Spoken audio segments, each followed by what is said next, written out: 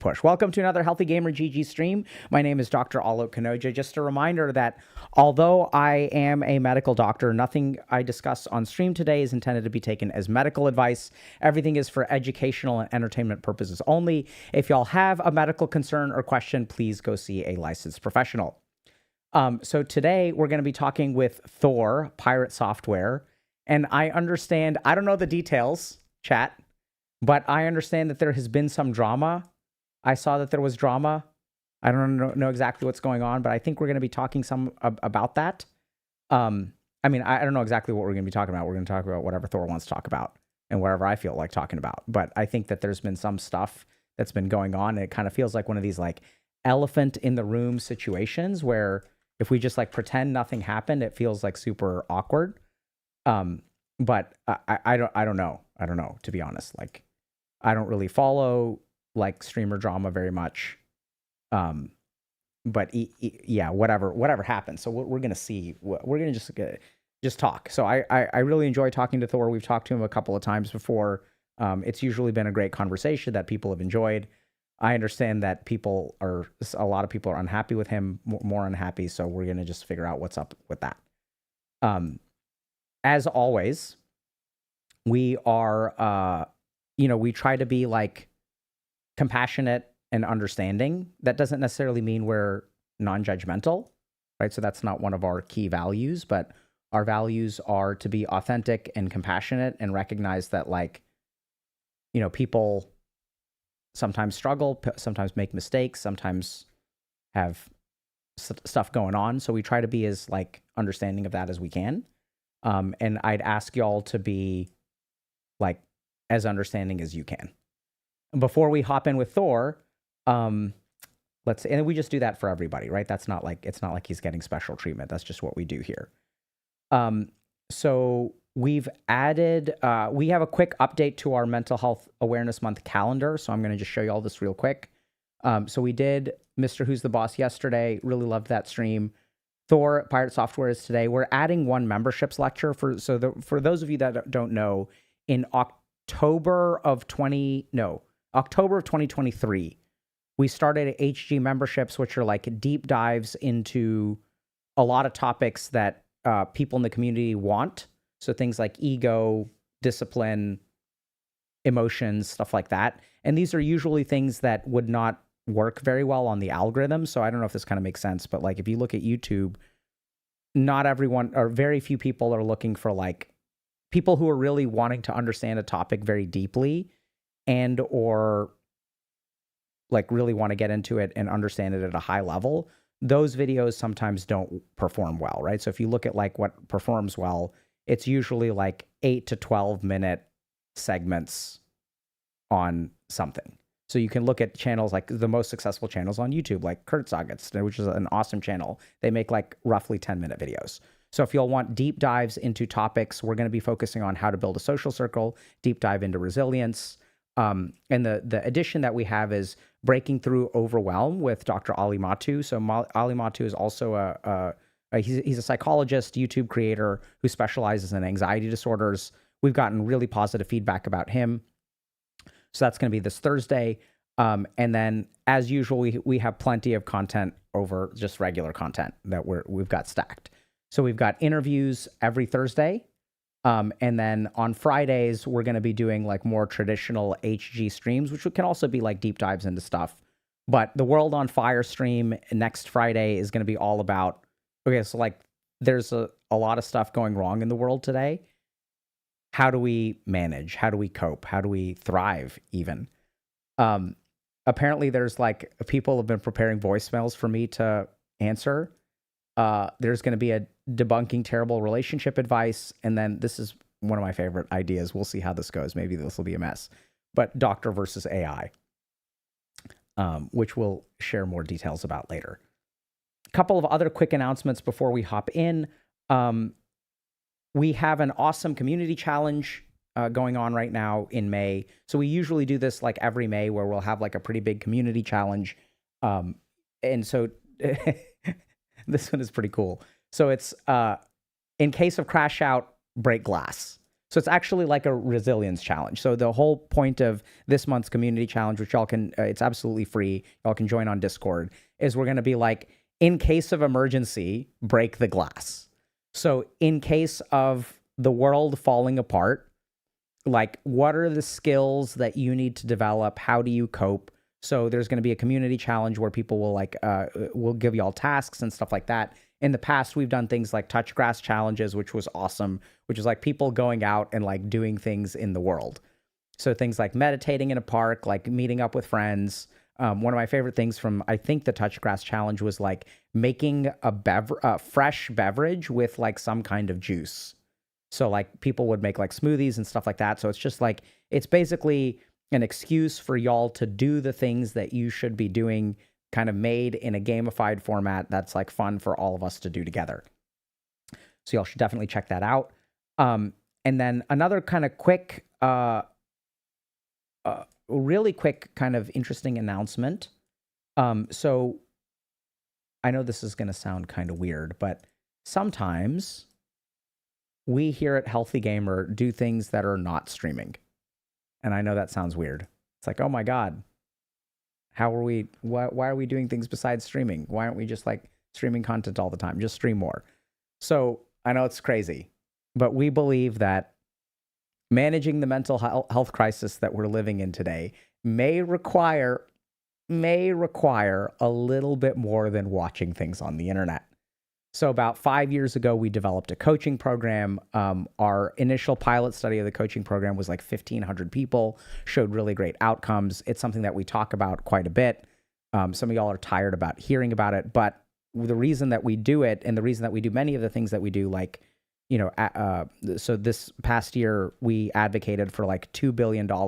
So we went to Washington, D.C. and advocated for $2 billion of additional funding for training an addiction workforce. So we realized like, hey, like addiction is a problem.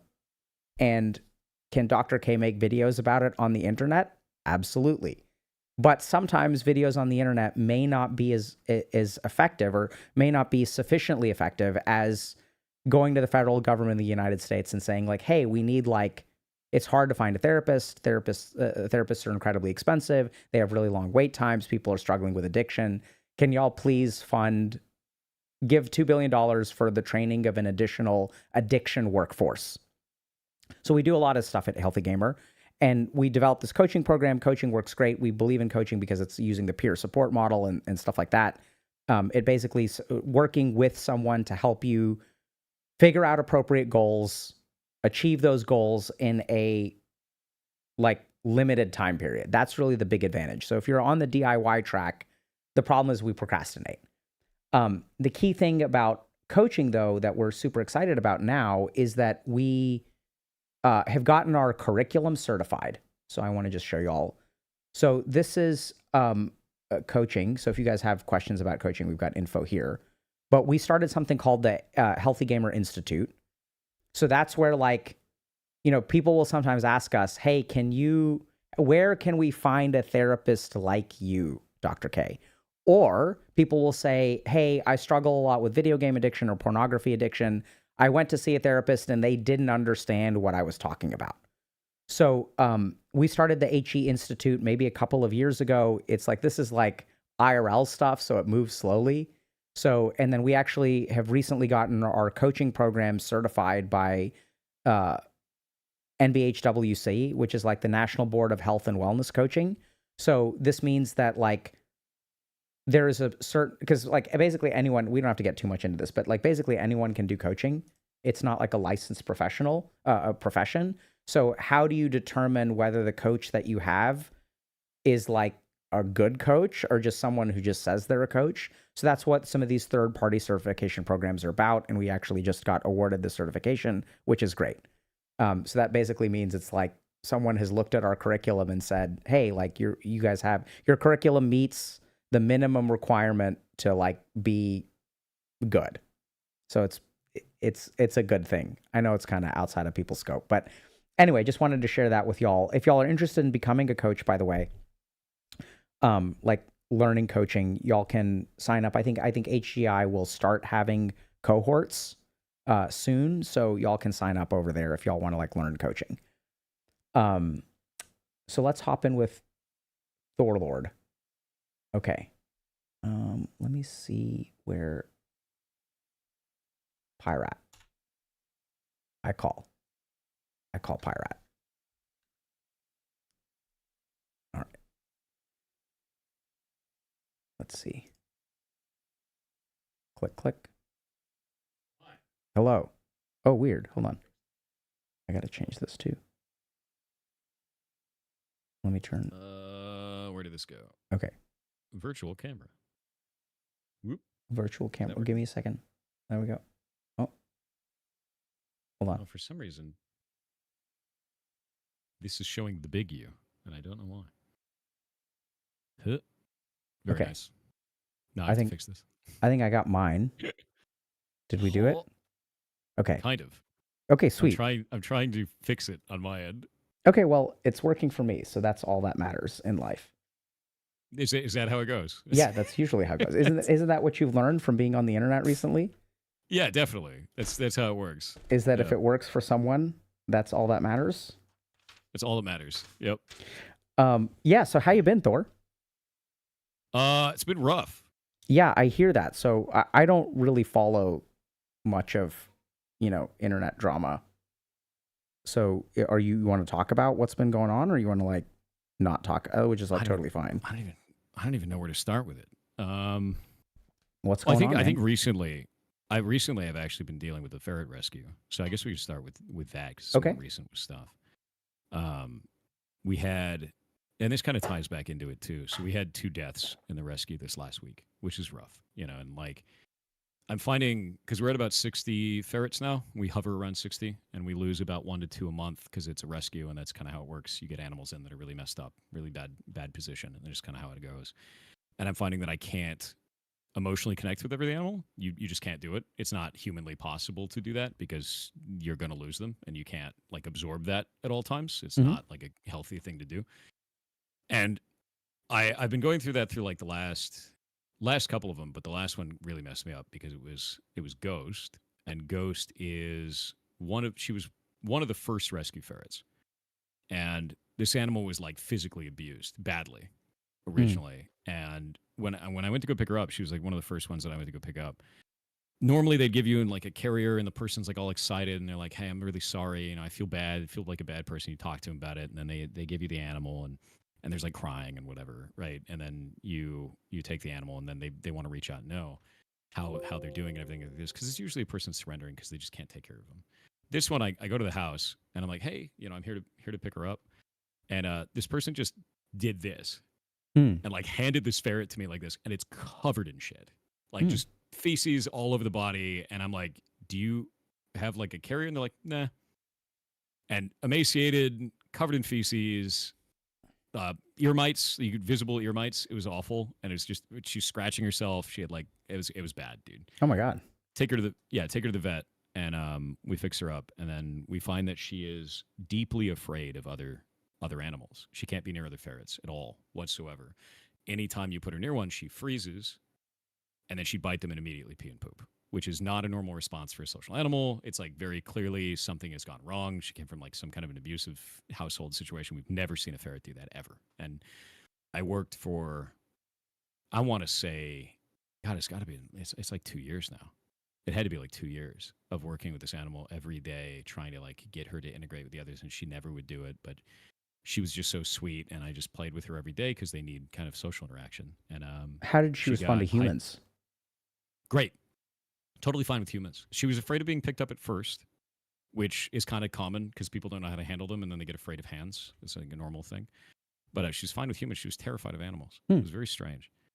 And it's weird, especially with being afraid of other ferrets. It's very odd, right? So it probably a neglect situation where she was just left in a cage with another ferret and learned to be afraid of them because it's all learned behavior.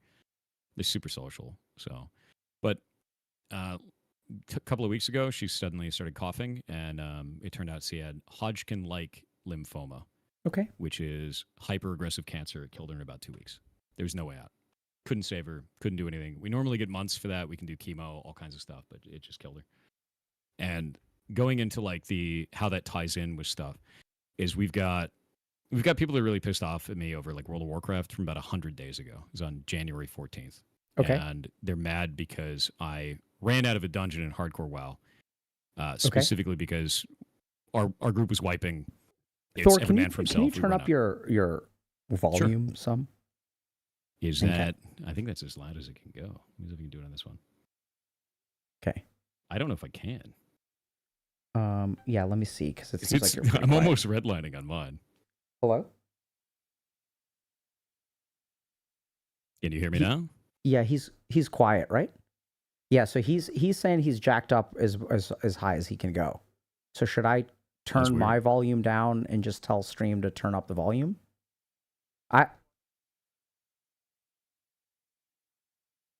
He's jacked up to 200% on Discord. Well, that's weird. Is it your headphones?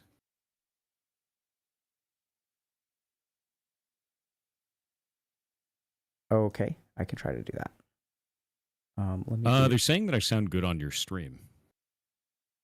You sound fine to me.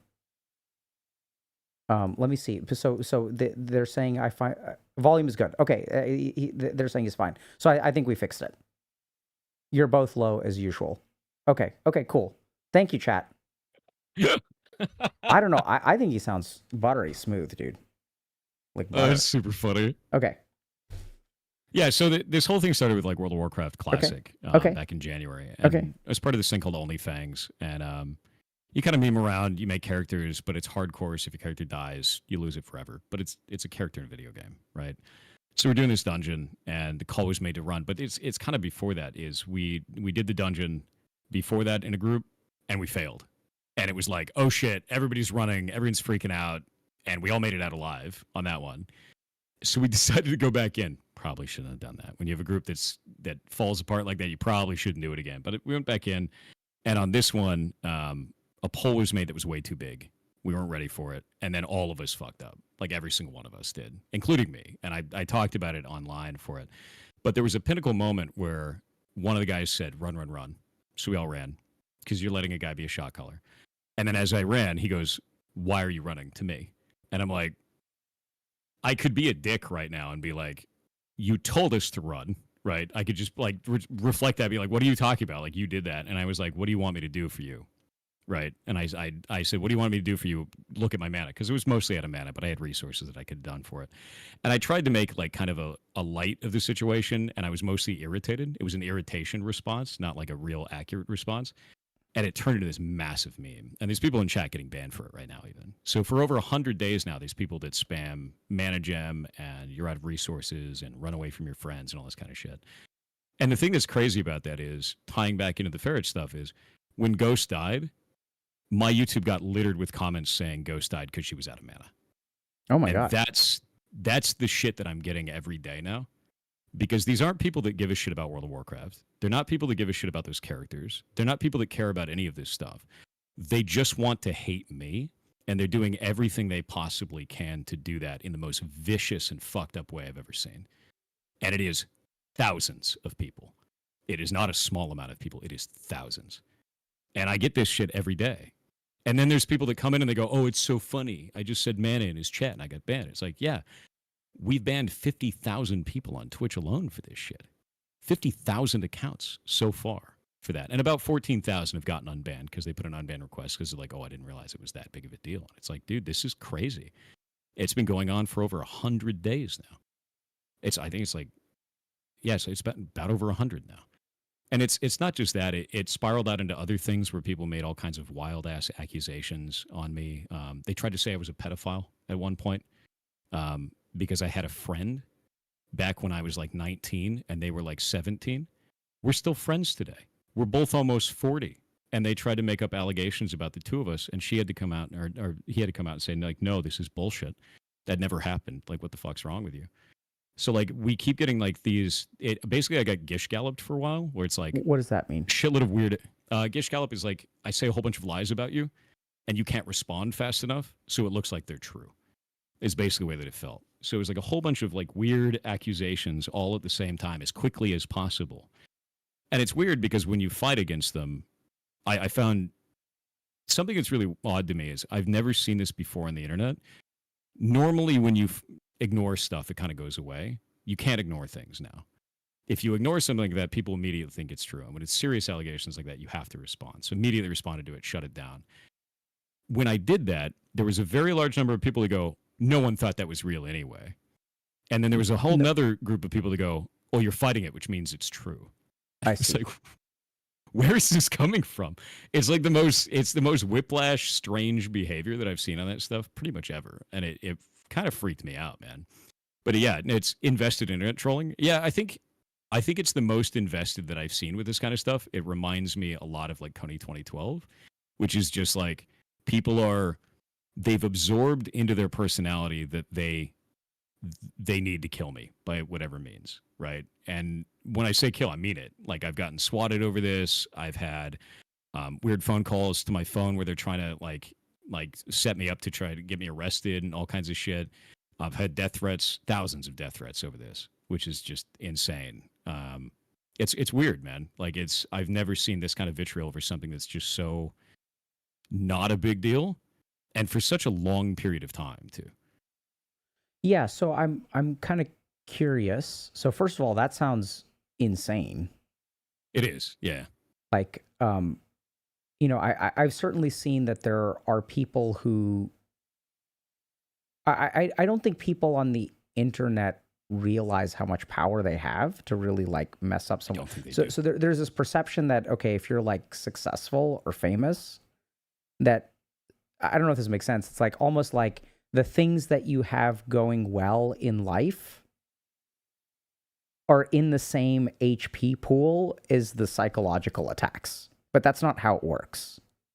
Right? So like I can have a really, really, really strong biceps, but that doesn't protect me from like Hodgkin's lymphoma. Like it just like the dimensions of a human being, and maybe people understand this, right? So like you can have some dimension of your life going well, and if some other dimension of your life like goes really, really bad, there's a certain amount of resilience that carries through with like the human body. But generally speaking, having a great relationship doesn't make up for a toxic boss. It can help you withstand it. And I think the other big thing that people don't really appreciate is that, like, when someone has an emotional thing that happened to them, like it sounds like you lost a ferret that you were very closely attached to and had sort of connected with. And when they kind of like attack you in that way, like that's very like hurtful. Well, I mean, it's intended to be. And like, I think what it came to is like, I can identify that and be like, okay, this is an unreasonable attack. Right? There's kind of like reasonable attacks where like, hey, I'm upset at you for like legitimate reasons. This is why I'm upset at you. And we go, okay, cool. We either resolve that or we don't resolve it. And we kind of go from there. Right?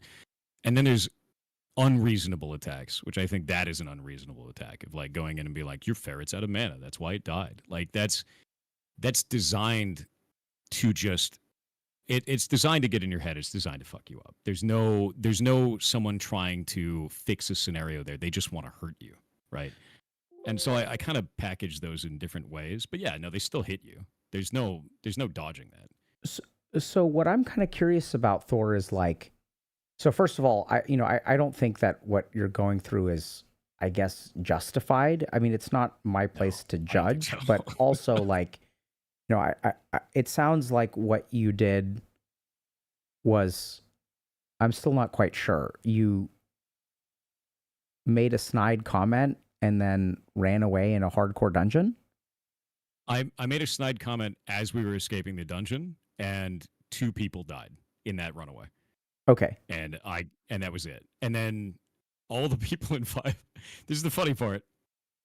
The person who made the rude comment to me at the first place, it was like, why are you running? He ended up getting caught in some other drama with it that I don't even know what happened. And I stepped away from it because I was like, I don't want to deal with any of this. I'm out. Right. After all that shit. But what ended up happening right after that was it just exploded, man. Like it just detonated into the sun of just like people being, I feel unreasonably angry because to me, it's like, that's a character in a video game. We just go make new characters. And the whole point, the whole motto for that entire thing was we go again. your character dies, you make Yeah, another so one. I think that this is where things get like if you're open to talking about this, like I think it Sure. could be helpful because Yeah. I think there's two things that can be true at the same time. One is that the amount of hate that you've received is not acceptable. That I think is true. Like in this moment, I believe that to be true. Like that's not okay. And the way that you are describing the story and the response that you got, there's a big gap there that There's I more in think there. does not. So even if it's unfair, it seems like there's something missing to evoke. So what I'm thinking is like if there's a hardcore raid and people die, Yeah. sometimes there's a weird situation on the internet where it's like Tinder catches fire and then things get blown out of proportion. Sure.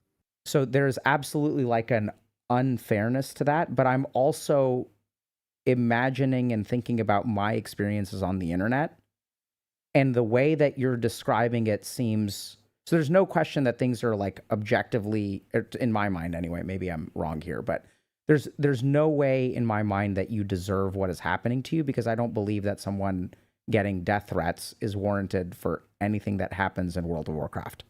I I don't just think don't so think that either. that's like That's I ridiculous to cannot me. Yeah. envision a scenario in which those 2 points get connected. And at the I same I time, do understand the route that it carried though, and I can't explain that. Anyway, yeah, keep so going. so that's so because I think that like the nerve that you so what I'm getting is that you struck a nerve. You really pissed a Yeah. lot of people off. And running away in a hardcore wipe, like a hardcore raid that is wiping, I do not think is the nerve that you struck. Does that make sense? No. No, So it was the fact that I was smug on the way out. Cuz I made like the comment that I made was made with a smug face, right? Cuz like at that point it was like the group had already wiped once. We were in the process of wiping again, and I'm like, dude, like everybody who's involved in this is screwing up. Why are you calling out just me specifically? I'm going to make a smug comment in response. And then it turned into this is just this guy's fault. This is just my fault. Shouldn't have made a smug comment for it. Know that, obviously. But the response for this to be 100 days of this and all these crazy allegations being made against me, that's doesn't make sense.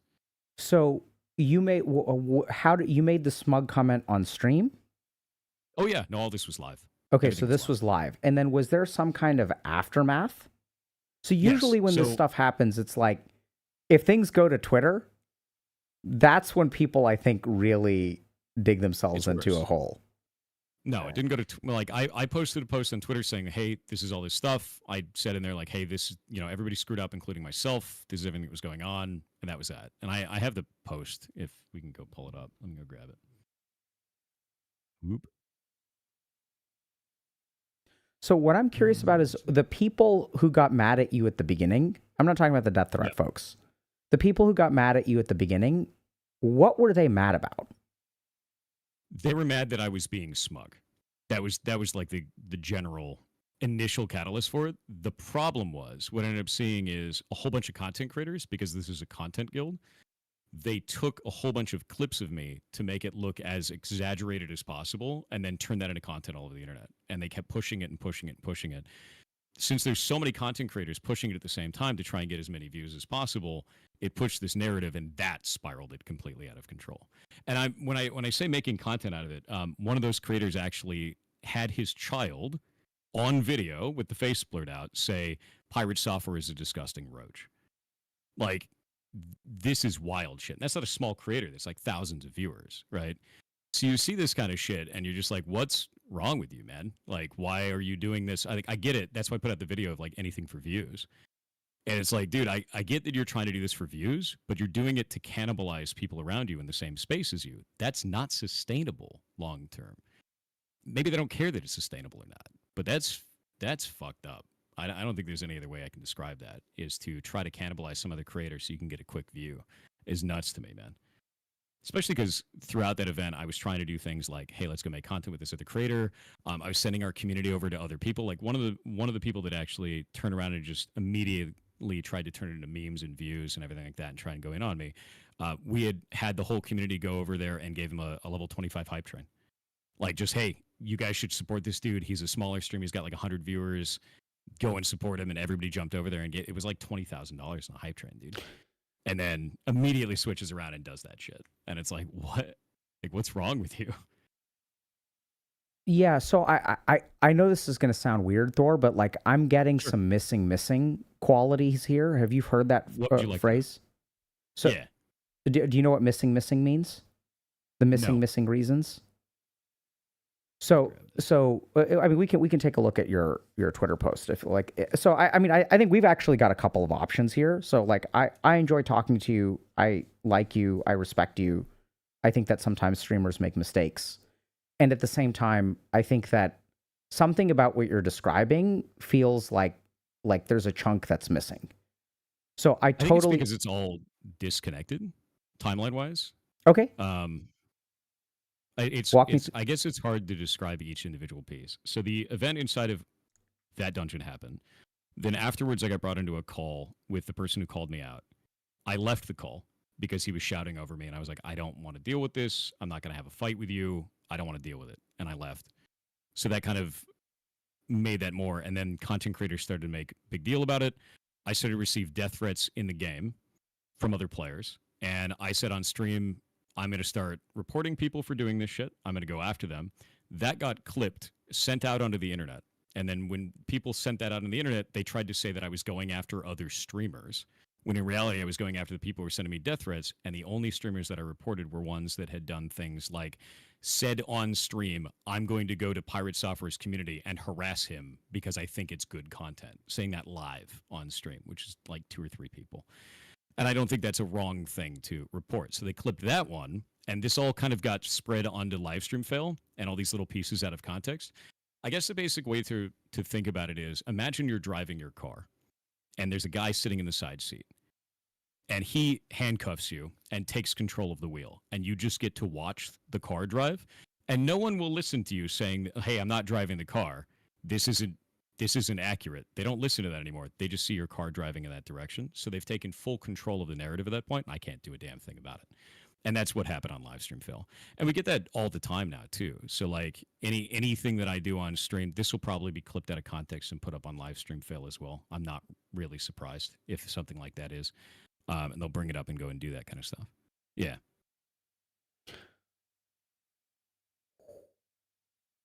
Does that make sense? Or there's still more? I would love to hear what else there is. And I think what bothers me the most about this is making sense for me on 2 major levels. One of which I think is, I'm just debating now for a second, because I think one of the things that I'm starting to hypothesize, I just really have to think about this. All right. Could really add fuel to the fire. So I have to think about whether I even want to mention that or not. So let's start with just getting more context. Sure. So after all that live stream fail stuff went off, eventually it started to kind of fall away. But then anytime anything happened with live stream fail, anything, or anytime anything happened with OnlyFans, the guild, I'd get blamed for it. They would think that they thought it was part of some kind of a narrative that I would show back up, and it was like a bit. The whole thing was a bit, and all the hate was a bit. And I was like, no, I don't want to be a part of this. I'm out. I don't like, I got kicked from the guild. I don't want to deal with any of this. I don't want to be a part of this. And then somebody actually DDoSed Blizzard in the middle of one of the OnlyFans raids to kill the raiders. So they DDoSed a multi-billion-dollar company, which is wild. Like, that's crazy to me. So they DDoSed that, and then I had a ton of people dive into chat saying like, oh, you did it. Why did you DDoS OnlyFans? Why did you go after OnlyFans? And then I found out Asmongold made a joke about that, and he was like, oh, it was probably Pirate Software. And it's like, no, that has nothing to do with me. And I said it on stream. I was like, you can't make those jokes. People believe them. They just believe it. And it's not everybody. Most people realize that a joke, but some people just believe that shit, and then they run with it. And that's kind of where that's gone. Yeah. It's one of the most disturbing things that I've seen. And in my chat right now, we're actually banning constant. So this is definitely already up somewhere. What are you banning people for? People that come in and say, like, calling me a roach, because the act of running out of a dungeon is called roaching in the game. Still 100 days. It's been 100 days.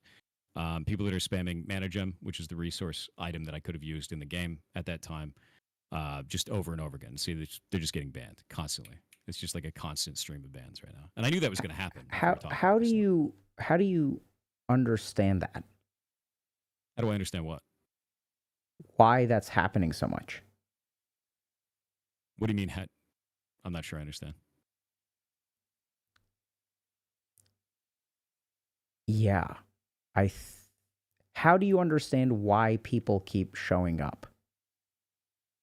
You're saying it's happening constantly, right? You're saying that.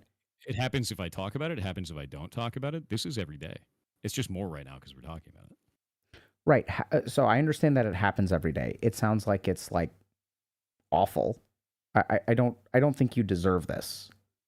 At the same time, I think that if we want to, we can try to understand it. Is that interesting to you? Sure. I mean, I think I do understand it. I think it's what do you understand? I think it's become a popular thing. I think that's really what it is. It's become kind of like a signpost on the internet, like, hey, stop by and do this thing because it's funny. And I get that. Like, I understand that. You know, it's because for a lot of these people, they've never engaged with their community before. They don't know who I am. They're not really interested in who I am. They just want to pop in and say a thing and then get banned. And that's it. Right. And some of them are chat hoppers from other communities, from creators that don't like me from that event and have created negative content about me.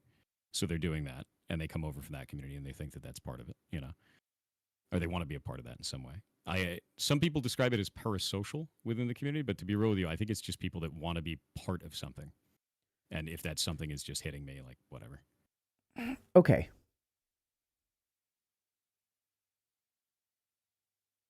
Can you show me that? Do you feel okay? So, like, is this what we're talking about today? Like, I mean, I guess. I mean, you want to know how things are going. This is it. Okay, so I think this has the potential to be great. And the reason for that is, like, I think that there's a lot that everyone who is watching right now can relate to and understand. The thing that I'm concerned about is that I'm going to challenge you in some ways. And the main thing that I'm concerned about is how the way that I challenge you could be clipped out of context, misconstrued, used as evidence that Thor is the worst human being on the planet. Does that make sense? Like, I'm actually, like, genuinely concerned about that. That, like, I almost guarantee that it will.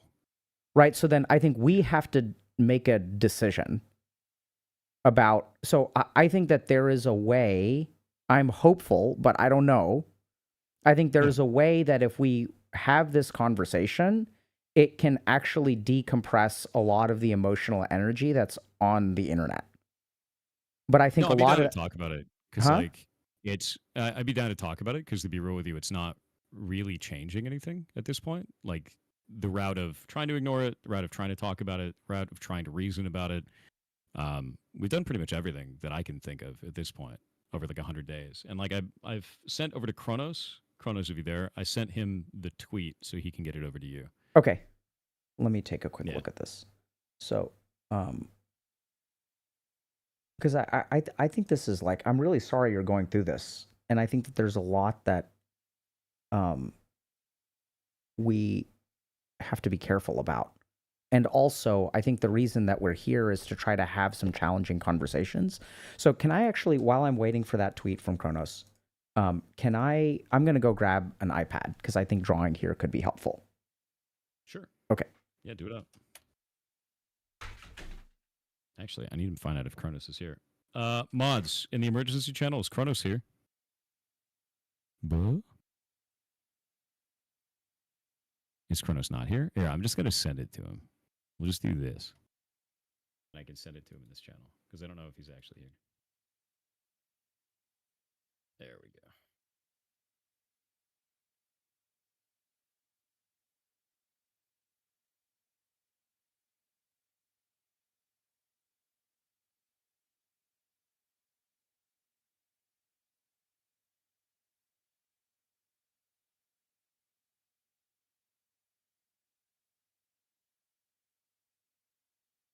Oop. Share stream, dude.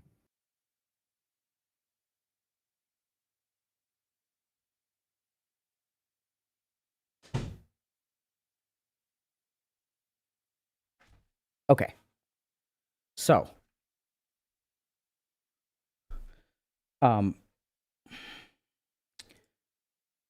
this is going to be interesting. Chad is Okay, here we talking go. about the chair stream that they just got to experience. I know. It's great. So let me see if I can pull this tweet up. And then I'm going to just switch. I'm going to switch overlays for a hot second. Okay. And Thor, let me know, the second that this feels like not a good use of our time, please let me know.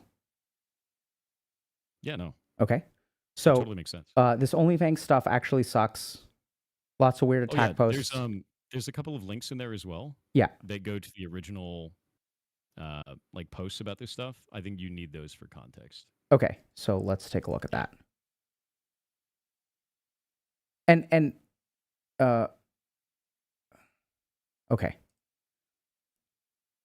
So to start with, here's my response to the Dire Maul. From my perspective, I didn't feel I could save anyone else with the resources I had left, even with the mana gem and robe cooldowns. Since the call was to run, was made, I followed the call and got out as quickly as possible.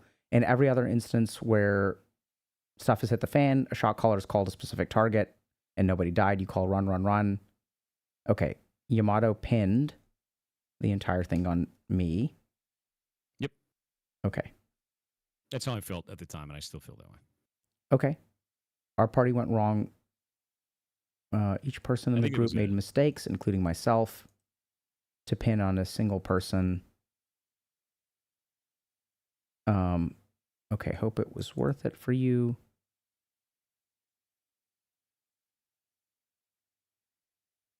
Okay. So this was live on stream, right? Yeah, all of it was live. Absolutely. And so it was also live who made the call to run? Yes. Yeah, he made the call to run. Okay.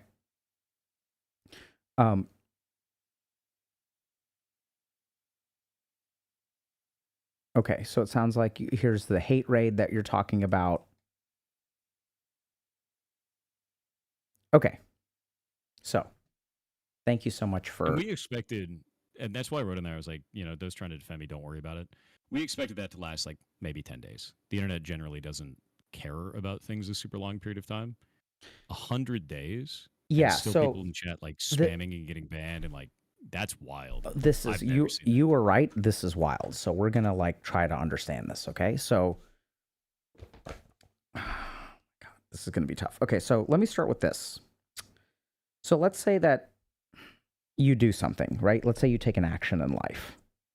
In the response, would you agree that the response that you are getting is disproportionate to the actions that you've taken? I would absolutely agree with that, yeah. Okay. So let's... It doesn't mean I was in the right. It doesn't mean I was in the right, but I do think the response is disproportionate. I'm with you, okay? So I'm going to start by... Huh? I don't think it's disproportionate on an individual level, to be clear. I think each person individually that responds with that thinks that they're the only one responding with it, or that they don't feel like it's that big of a deal because it's just one person and they don't understand scale. Okay. So I concur with that too. So let's start with a couple of like really basic things. So the first is, I do not believe, this is a judgment that I'm making. You're welcome to disagree, but I think the majority of people who are on the internet, I would hope, can agree that something that happens on a stream involving a hardcore raid does not warrant a death threat. That's my first axiom, okay? The second thing is that... I would hope so. Even if we think you're an asshole, that the amount of psychological punishment you are experiencing is, at this point, sufficient. So I would encourage everyone who is watching this, listening to this, if shit gets clipped out of context, and because I think this could, go wahoonie shaped real quick, please, if y'all are disseminating information about this conversation, please include this part, which is that we're all human beings who do the best, generally speaking, that we can. Do people make mistakes? Absolutely. Are you allowed to get mad at them? Absolutely. Should you do death threats? No. But also, I want everyone who is a hater on the internet to really stop for a second and think about what the hate does to you, right? Like, you're hurting another human being, but like, for what purpose? Like, I think it's just kind of, it doesn't make the world a better place. I know that in the moment you feel like, oh, I want to put someone in their place. Like, you know, I'm like, he needs to be taught a lesson. He needs to be taught, you know, he's like, oh my God, like he did this. And like, and I understand those feelings. I'm not even saying that those feelings are wrong, but also like, I don't know how else to say this. Like it, you know, it's just a bit much. I don't think it's actually helpful in the long run. You guys are doing all this crap to Thor. It's not clear to me that he understands why you're doing it. Okay. And I think that's the first place where we're going to start. Does that make sense, Thor? Yeah, no, I mean, like, I can understand being mad about it at the beginning. Like, I get it. Your favorite streamer's character died. You know, like, that's going to make you upset. I was smug about it at the time. I get it. You know, I made a mistake in a dungeon. The dungeon didn't go well. Everyone, like, 2 people died. Like, I understand being angry then. I don't understand thousands, and I mean thousands of people 100 days later still on it. Like, that's really weird to me. That's not something I could get, right? So this is going to be a little bit tricky. I'm wondering if there's some way that I'm going to play around with. Oh yeah, no, they're piling in now. That's okay. So I'd encourage everyone who's watching this right now to just give Thor a break for just a hot second. And just don't just reflexively knee jerk like, okay, like we're going to talk. Oh. Can you see this? I can, yeah. Okay. It is now on stream as well. Okay, let me see. Okay, so hopefully this isn't too laggy because I think I'm just doing a ton of screen sharing. And my UI is not the best for this. Okay, hold on. Then here's what I'm gonna do. What I'd like you to do, Thor, because I think this is a bit too much for something going on with my capture. Okay, so what I'd like you to do, Thor, is pull up my stream and mute it, but watch the iPad on my stream. Can you do that? Yeah, I could do that. Okay, cool. Because when I screen share with you, I just start lagging too much. Or actually, maybe this will. Okay, so let's start with this. Over here is death threats. Got it. Okay. Over here is your actions. And the other thing that I want to do here is like we're gonna use you as an example, but I think that like literally every human being on the planet could benefit and is guilty of what I think you were quote unquote guilty of. So I think there's a fundamental thing going on here, which like I think once people understand, my hope is that every human being who is watching this, I have a couple of goals. One is to hopefully develop a little bit of compassion towards you. But the main goal that I have here is to try to offer some potential, because I don't know if I'm right here, okay?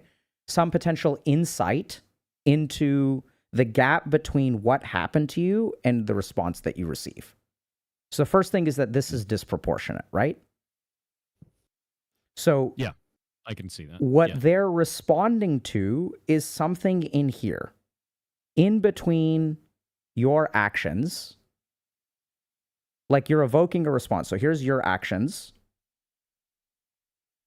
And then there is some kind of equation that maybe has let's call it a multiplier. And then over here we end up with harassment. So does this make more sense? Like if we want to understand why this is happening to you, how this is happening to you, there is some, huh? Hello?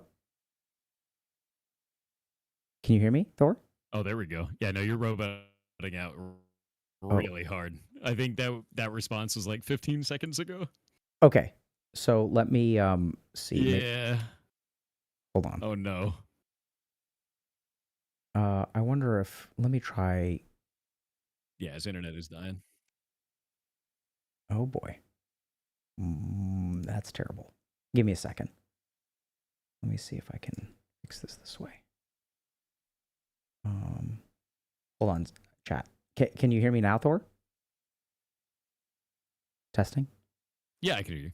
Okay, so I wonder if let me see, Yeah. just make sure I that can hear you, but I don't think you can hear me in real time. okay. I'm gonna just change. Can you hear me now? Yeah, I can hear you. Can you hear me? Yes, I can hear you. Can we count in sync? 1, 2, 3, Okay, so 4. there's about a 5-second delay. Oh boy. Hold on. Hey, what's going on?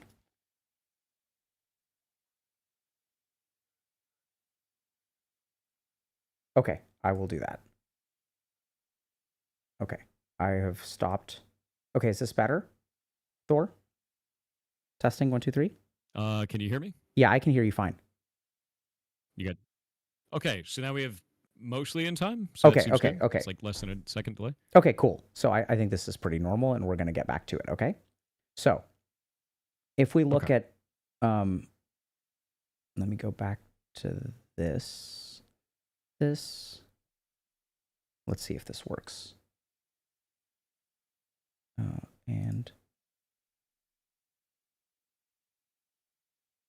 I'm gonna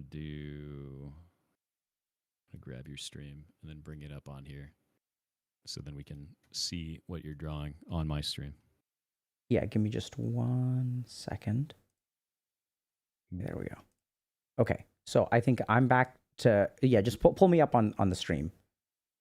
Okay. Yeah. So if we look at it, right, so there's your actions, and then there's like various amplifying effects that result in the level of harassment that you receive, right?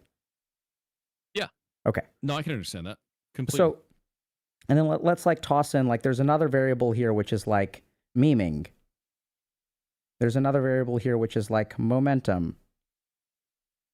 There's another variable here which is like content creators hopping on. Content reactions, right? So each of these things is an amplifying effect. Agreed?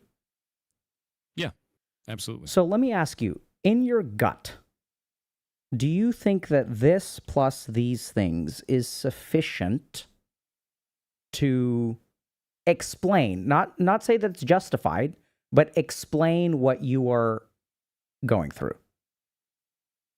I don't think so, because I think the internet would have given up about it. I completely agree. Wow. So I think there's a big variable. It's too long-lived for that. There's a big variable. You've tapped into something that people really don't like. Okay? So, and here's what I'm kind of hearing. So I'm going to just like write some things out here, okay? So these are just kind of things that you've said. And I wonder if this will like, if something will click. Okay, so first thing is that there's death threats. That's bad. Yeah. There's banning a lot of people.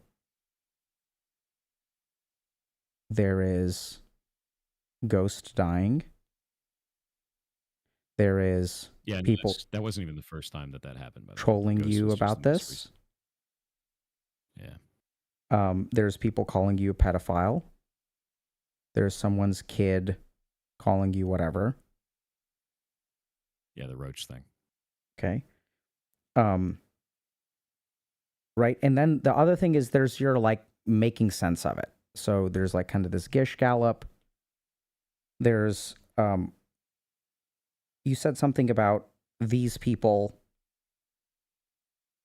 like ... Like, you know, these people are like why are they doing this? Like you were talking about like what these people. The best way that I put it is, it seems like some people think that they want to be a part of that because it's something that's like greater than themselves. Like they're part of a story, they're part of a narrative. A lot of people that were engaging with OnlyFans stuff were seeing it as like being part of that, and they kept. There were some of them who kept coming back and saying like, when are you going to jump back in and go and kill the people that called you out in that dungeon? And like they thought it was like a story, and they didn't realize like this is not like a reality show. Like, what are you talking about? Yeah. Right.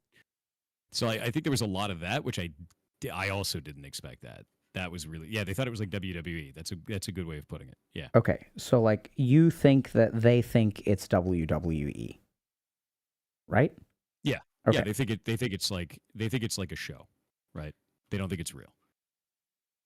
And then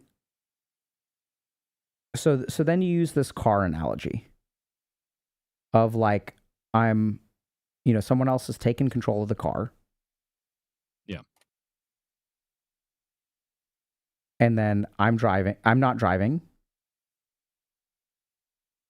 I'm being punished. Someone else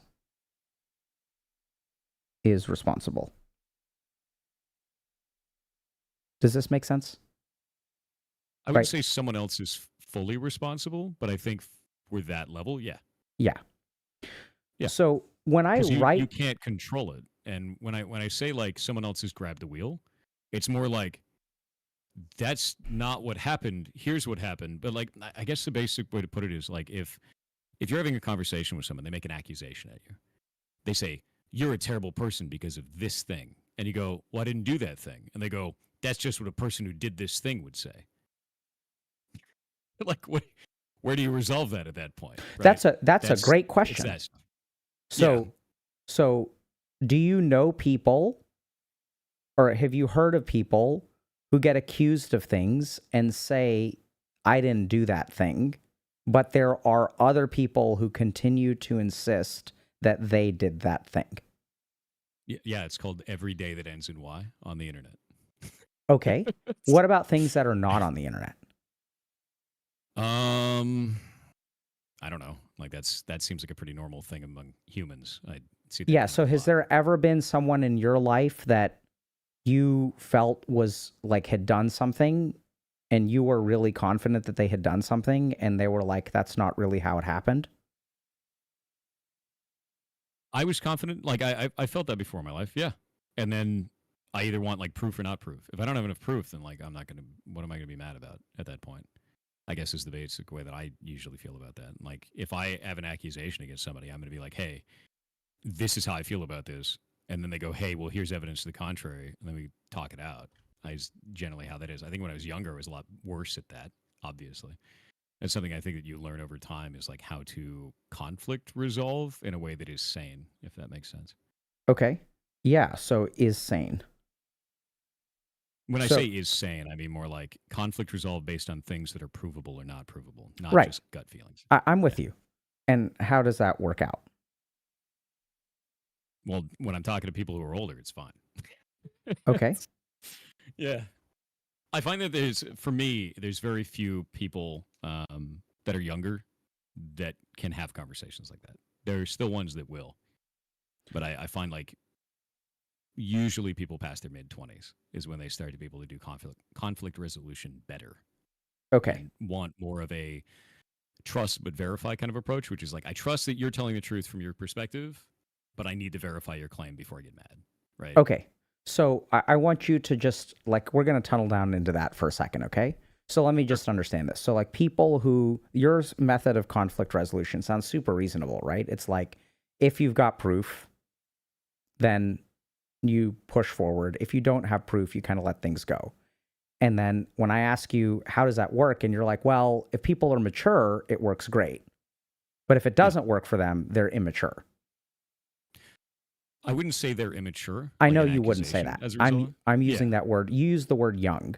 But I think the implication of that is that there's like a value judgment on people who that works for and a value judgment on people who that doesn't work for.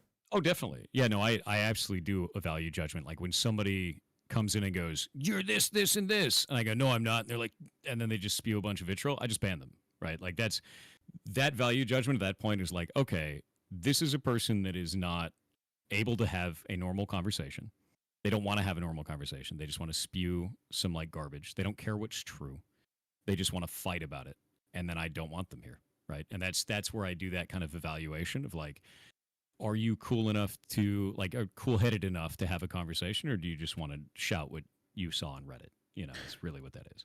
So what is so this is the trolling that you receive is fine, but for the people who got upset with you, what is your understanding of the most rational reasons why people got upset with you? Let's forget about the trolls for a second. Huh? You know, 100%. It's because I was smug, right? What does that mean? It means that in this situation, in that moment, it appeared that I didn't feel remorse. And people thought that I didn't apologize. They thought that I didn't care. They thought that I wanted those characters to die or some weird shit with that. But no one stopped to actually ask me. They just saw the clips out of context that made it look like I was a big villain, right? And like, I get that. But if you want to talk about that stuff, if you want to believe that, you should probably just come ask me. So hold on and a then we can second. talk about it. How do you know that Yeah. they formed their opinions based on the clips? Because they repeat verbatim the same message over and over again that we can only find on places like Livestream Fail, the Reddit. It is copy pasted information, the same exact messages, the same exact thing. They had like the same phrases over and over again for this kind of stuff. And the only way that you get that is if people are getting it all from the same source. Okay. Could you have done more than during the retreat? Yeah, and I said so in social posts, but nobody cared about those. I think that was one of the weirdest things about it is like, I said, yeah, I could have done more in this. I said everybody made mistakes in there, including myself, but no one cared. They Okay. just wanted to continue the drama. So right? Thor, when I point this stuff out, do you notice anything with all the stuff that I've written out? Like, does anything kind of pop to you or not so much?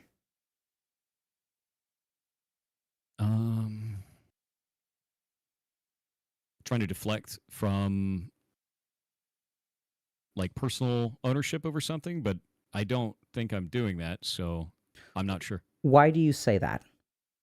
Because you put I'm not over in the right side. Okay. Yeah. But that'd be the only reason for that. Yeah, so I think I think your assessment is somewhat correct. I think there's like a couple of things that are like blind spots, is what I would call them. Sure. So the first is that I've noticed that this is what's so tricky about this. I think that objectively you're correct. I don't think that anyone deserves the degree of harassment that you've received. I hope people stop. I really wish they stop, and I mean that genuinely. And at the same time, I notice just the way that I hear you speak, I notice certain blind spots or narratives that are constructed. So the first thing that I'm nervous about talking about it, to be clear. Like, it's a defense mechanism entirely because of the fact that this has been going on for so long. It involves all of my staff. It involves my family. It involves my general well-being. It involves my physical security at events. It involves all that stuff. And it makes me nervous to talk about it. So it's hard to articulate in a time like that without, I don't know. It's just hard to articulate, if that makes sense. Okay. So that begs two questions. One important one, which is, are you sure that we should be talking about it? Well, I mean, it's already too late. No, it's not. I'd rather talk about it. No, it's not too late. We can stop. We can stop right this second. I would rather talk about that. And okay. The reason why is because I find, and this is a very serious part, right? I find that if you don't talk about this, it's not going to help other people, right? Like, I get it. I'm going through it right now. But this is something I think needs to be talked about because the amount of hate and abuse that's going on from this isn't just going to happen to me. Okay. I know that's going to happen to somebody. I agree. I think that you are pretty unlucky here. But I think you are the unlucky person who has tapped into something very fundamental in human psychology that has like triggered the shit out of people. Likely, yeah. Okay. So I want you to notice what just happened. Okay. So it's now that you're insisting that we talk about it, fair enough. I said, hey, I'm noticing something about your narrative. And what was your answer? That I was like deflecting. What do you mean? It's unless we're talking about something else. No. What we just talked about. I said, hey, I'm noticing something about your narrative. And then you said what? Yeah. That I was like deflecting or trying to push off blame onto somebody else. Okay. Yes. And then what did you say after that? I don't remember. Okay. So then what you said is, the reason I'm doing it is because I'm anxious. Yeah. Oh, yeah, no, 100% anxious. Right? I'm worried. There we go. Okay. Right? So The interesting thing is that like you're doing something really interesting, which is that like you provide a very logical reason, which is very compassion inducing for why you are doing the thing that you're doing. Right? So like who in their right mind, when you say, yeah, the narrative that I'm creating is because I'm afraid for my physical well-being. Like, Yes. how is that challengeable? It's not. 100%. Yeah. So I think what you are doing is something that is, I don't know what word to use, has a negative valence to it. You're doing something that's bad, and the way that you respond to it makes it unchallengeable. Like you're doing this thing over and over and over again. Okay. Right? So the way that you're... That would be negative about that, though. What? That's what I'm trying to understand. I said, what about that is negative? That's a very excellent question. So now we get to something really interesting about human psychology. So if I'm pissed at you and you take away my reason to be pissed at you, what do I do? You get pissed, more pissed. Absolutely. So how... So you're saying that basically it's created a bunch of anger, and then by having a situation and talking about it and showing like, hey, this is what's going on, it's created a scenario where people are more angry because they don't have a vent. They don't have a way of getting it out. That is where we're... Hold on. Let me just fix this real quick. Oh. Because I wonder if you're going quiet again. So I just jacked you up. So I think that is the first step to it, right? So there's something that there's something that people...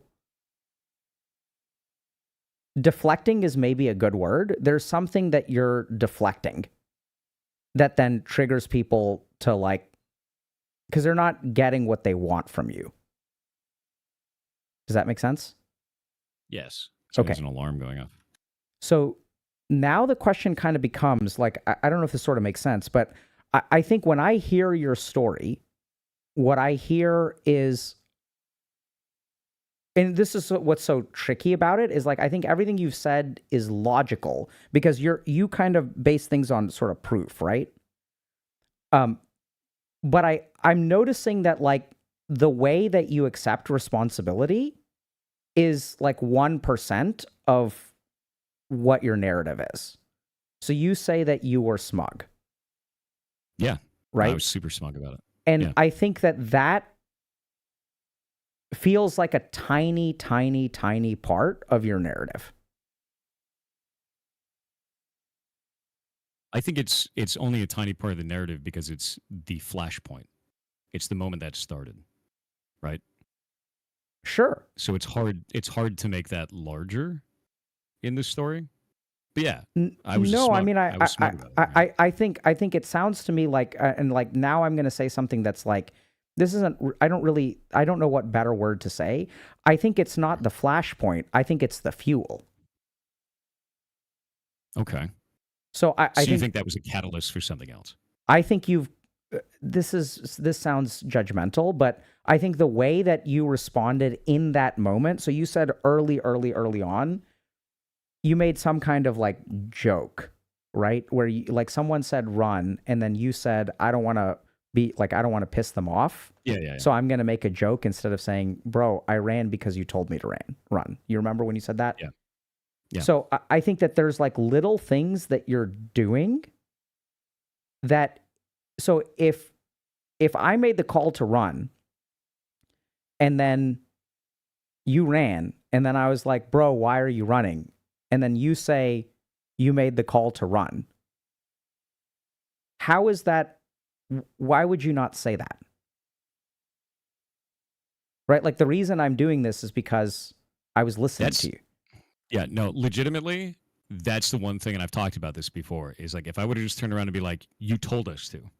If I would have just said that, I feel like this whole thing would not have been like this. I agree. So I think Yeah. that the interesting thing here is that I suspect that there are a dozen other things like that. So just the way that your narrative sounds to me, and let me know if like this is rubbing you the wrong way, or like you think I'm an asshole, or No, if this is like I don't think you're an asshole. please let me know. But I think that Yeah. something about this story has something that I would call the missing reasons. Okay. I'm I not think saying, it's for me. Whatever it is. It's a blind spot, yeah, right? Because like for me, I'm just like, this was me being smug, and it exploded out of control. And for me on this side, it just feels like a lot of content creators leaped onto it because it got popular to talk about. It became kind of like an issue, and it generated a lot of views, yeah. and it just kind of went nuts. Yeah. And so I want you to just pay attention to that for a second, because you're doing it again. Why did this blow up? Because I was smug? I No. don't understand what you're trying to say. Why did it amplify? Who's to blame for the amplification? The amplification I could generally say is Reddit and other content creators. Like I feel very steadfast in that opinion on that. I don't think this would have reached the audience that it did or become as large as it was on the internet without that. So You're that, talking over 100,000 viewers worth of people. yeah, so that I Easy. think is 100% true and is indicative of what the problem is, right? Because what happens, what I'm noticing that you're doing is like every step of the way, you made one tiny mistake. But the way that you are reacting, I don't think a fire can get this big without a content creator's interaction. And the way that you're responding to each of these situations is only fanning the flames. And I think like you're saying this, right? Like you've tried everything. Like you've Yeah, I tried, tried doing nothing. you've tried doing nothing, you've tried doing everything, and nothing seems to be working, which I know seems like nothing is working, but if you are consistently getting the same result and you are altering certain variables in that equation, what that implies is that there's one variable that's not being altered. Yeah, and that's why I look to the outside source, because I'm like, I've altered the way that I interact But online. We've tried the outside source is relatively consistent because people go through drama all the time. And maybe this is a leopard's ate my face moment. Maybe this is a moment where I can say this now, and a month from now, when I'm in your position, I'm going to be like, holy shit, was I wrong? Right? Like maybe this is not the way, but your whole point is that the amount of hatred that you're receiving is disproportionate, not only to what you did, but is even outside of the norm of what other content creators experience. Like, Yes. I've been through shit. I've had people get on my case and stuff like that, and then stuff usually calms down, right? Yeah. For no, most of us, we all get these kinds of problems where people like are really mean to us. I don't think they understand. No snowflake thinks it's responsible for the avalanche. But what I see is a guy who is, everyone thinks they're snowflakes and you're getting swamped by an avalanche. They don't understand that. I think people on the internet don't now know how to understand it until you are on the receiving end of hate from thousands upon tens of thousands and hundreds of thousands, and people who are just piling on. Once the bully starts kicking you when you're down, the internet is like 1,000 other people who are like going to get in a lick because it feels good. And I think you're doing something that is like absolutely hitting a trigger point. And I suspect that what you're getting into, just with the way that you describe things, it's very much like I did this tiny thing, and then all of this stuff is happening to me that I don't have any influence over. And objectively, these people are wrong. Objectively, I am correct. And when someone does that and says, I am objectively wrong, I mean, I'm objectively right and you are objectively wrong. This is not what happened. This is what really happened. And by the way, all this shit is happening to me now. It's like a very does you kind of get what I'm saying? I'm trying very hard not to say certain words. I don't see it that way though. Like I know you don't. As like an objective, objective this, objective that. I see it as it's more of a deep emotional response from people that don't care about me or they don't care about resolving the situation. They want it to continue in some way. Yeah. So And I like, think I get it, but like, I don't want to be a part of your story. Right? It's like, right. So I think that's what's fueling the flames. You don't see it that way. yeah, okay. I don't know how that Right. So would. I mean, why at that when I point, like, live, why would you care for so long? we'll get to that in a second. But Right. I think that this is another thing, which is that you're thinking a lot. Okay, so we're going to talk about something called mentalization. Okay. Okay. So when you imagine what is going on in someone else's head, I don't think you are doing nothing you're saying is incorrect, but I think everything you're saying is pretty incomplete. Right? So you're saying like, okay, there's a parasocial aspect. You're completely right. Like you're right about everything you're saying. I just think the main mistake, if you can call it that, the cognitive process that is really getting you in trouble is incompleteness. So I don't understand. I know. Legitimately so. Okay. I know. I'm like 99% confident that this is going to be very hard. And I think this is why you're in this situation, because this is like, it's like, you're like, I don't know what the fuck is going on. I don't know. I've tried everything. What they're saying is just not true. The reason that I know that these people are not valid is because they copy pasta each other. Right? Do you see how much? No, I think that's not everyone, right? There are some people that are just upset because they saw me as like some pure holier than thou content creator, which that's not realistic. I'm a human being. I think hold that on. there are some people that are Whoa. No, I don't agree with that. No, I definitely do, because there are some that have messaged me with stuff like that. There are definitely people that felt that. Yeah, I know they felt that, but I don't think that you're an ordinary content creator. I don't think you're an ordinary human being. I think you're a superhuman being. What? Yeah. How do you think about yourself? I don't know. I don't generally. I think therein lies another problem.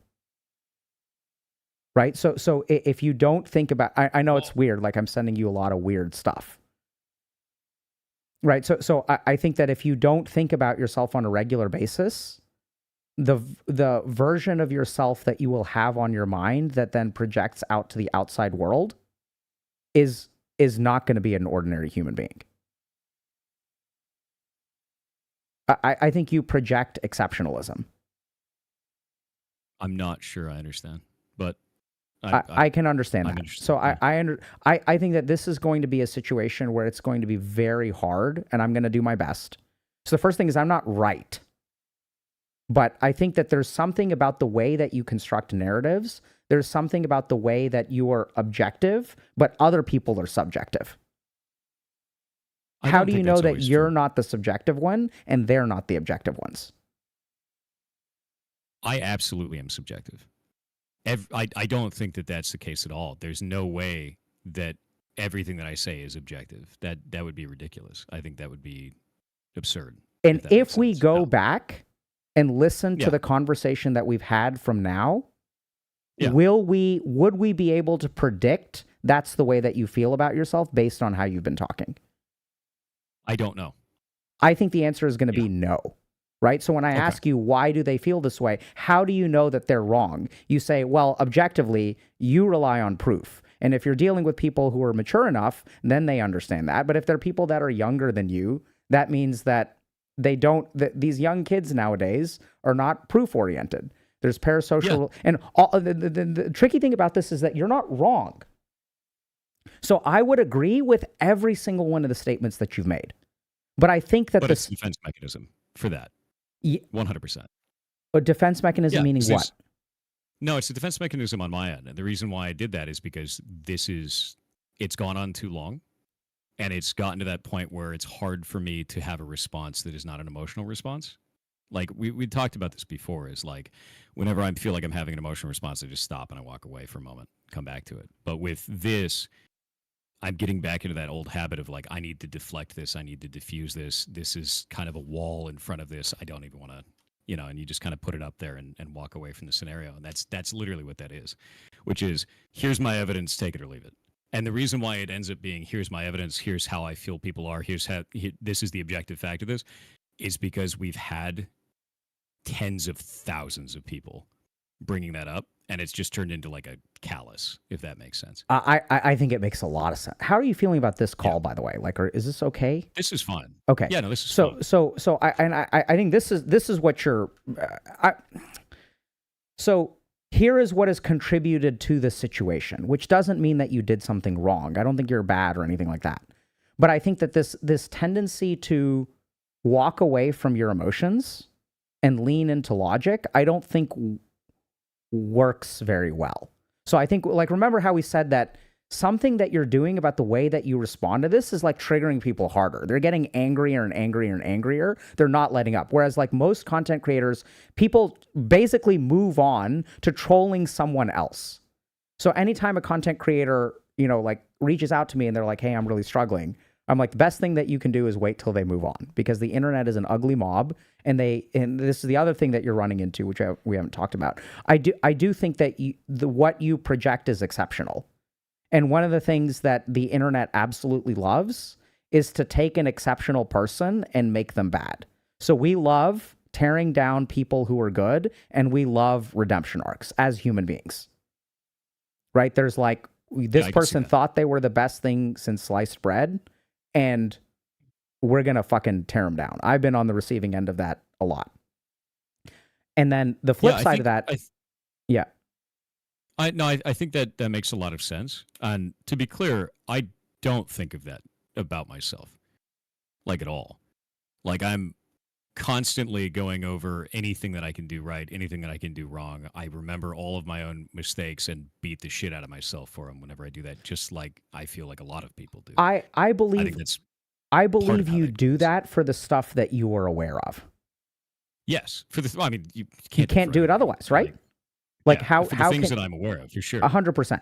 So I think that I don't think I'm better than other people. I do think that it's funny because you key on that. There's a lot of people that brought that up, and it's like, I never said that I was, but you'll see there's a number of people that are in there that are getting like banned for this shit right now. It's like they come in and they're like, did you know that he worked at Blizzard for 7 years? Like, yeah, that was my career, and I'm proud of that.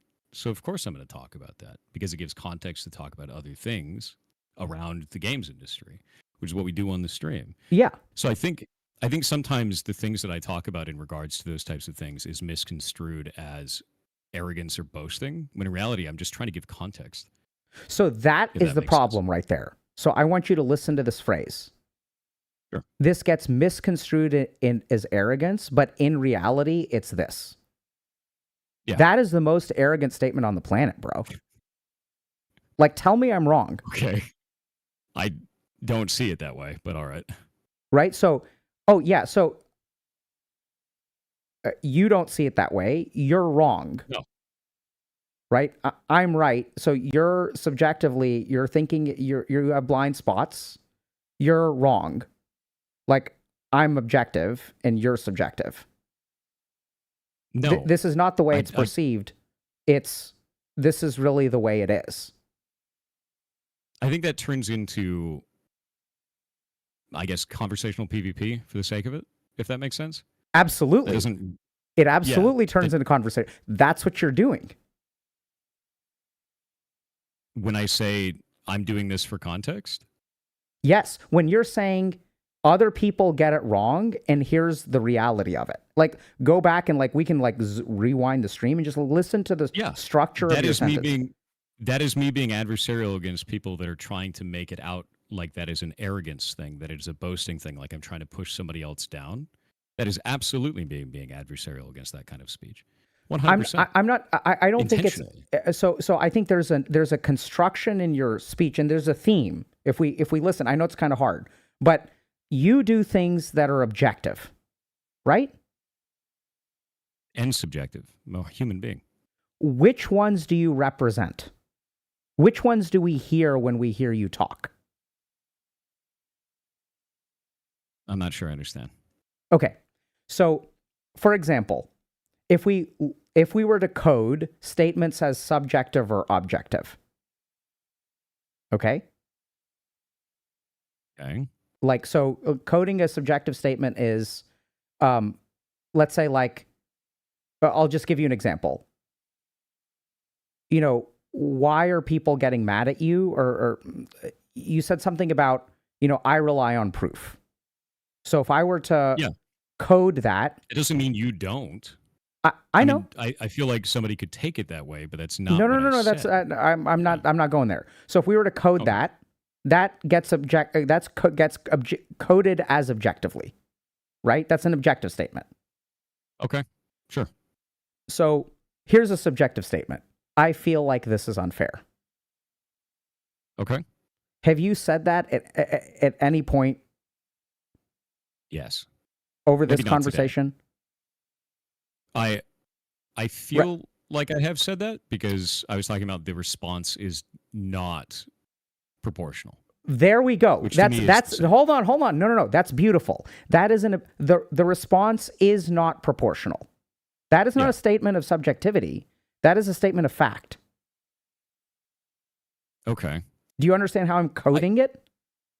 I guess I could see that. I mean, like, that's me making an objective statement when I guess somebody else could say, no, it is proportional, you deserve this, sort of a thing.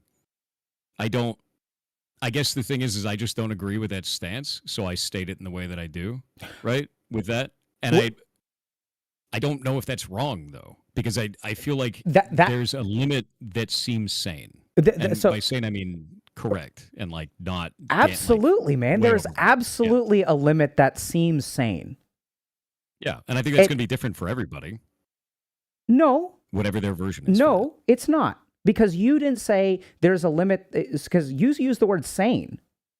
Sane is like an objective thing, right? Sane is like crazy, insane versus sane. That's not a subjective thing. That is an objective kind of assessment, right? So, like, if we say that someone is insane, we're not saying that they're subjectively insane. We're saying that they are objective. Like, those words are about an objective dimension.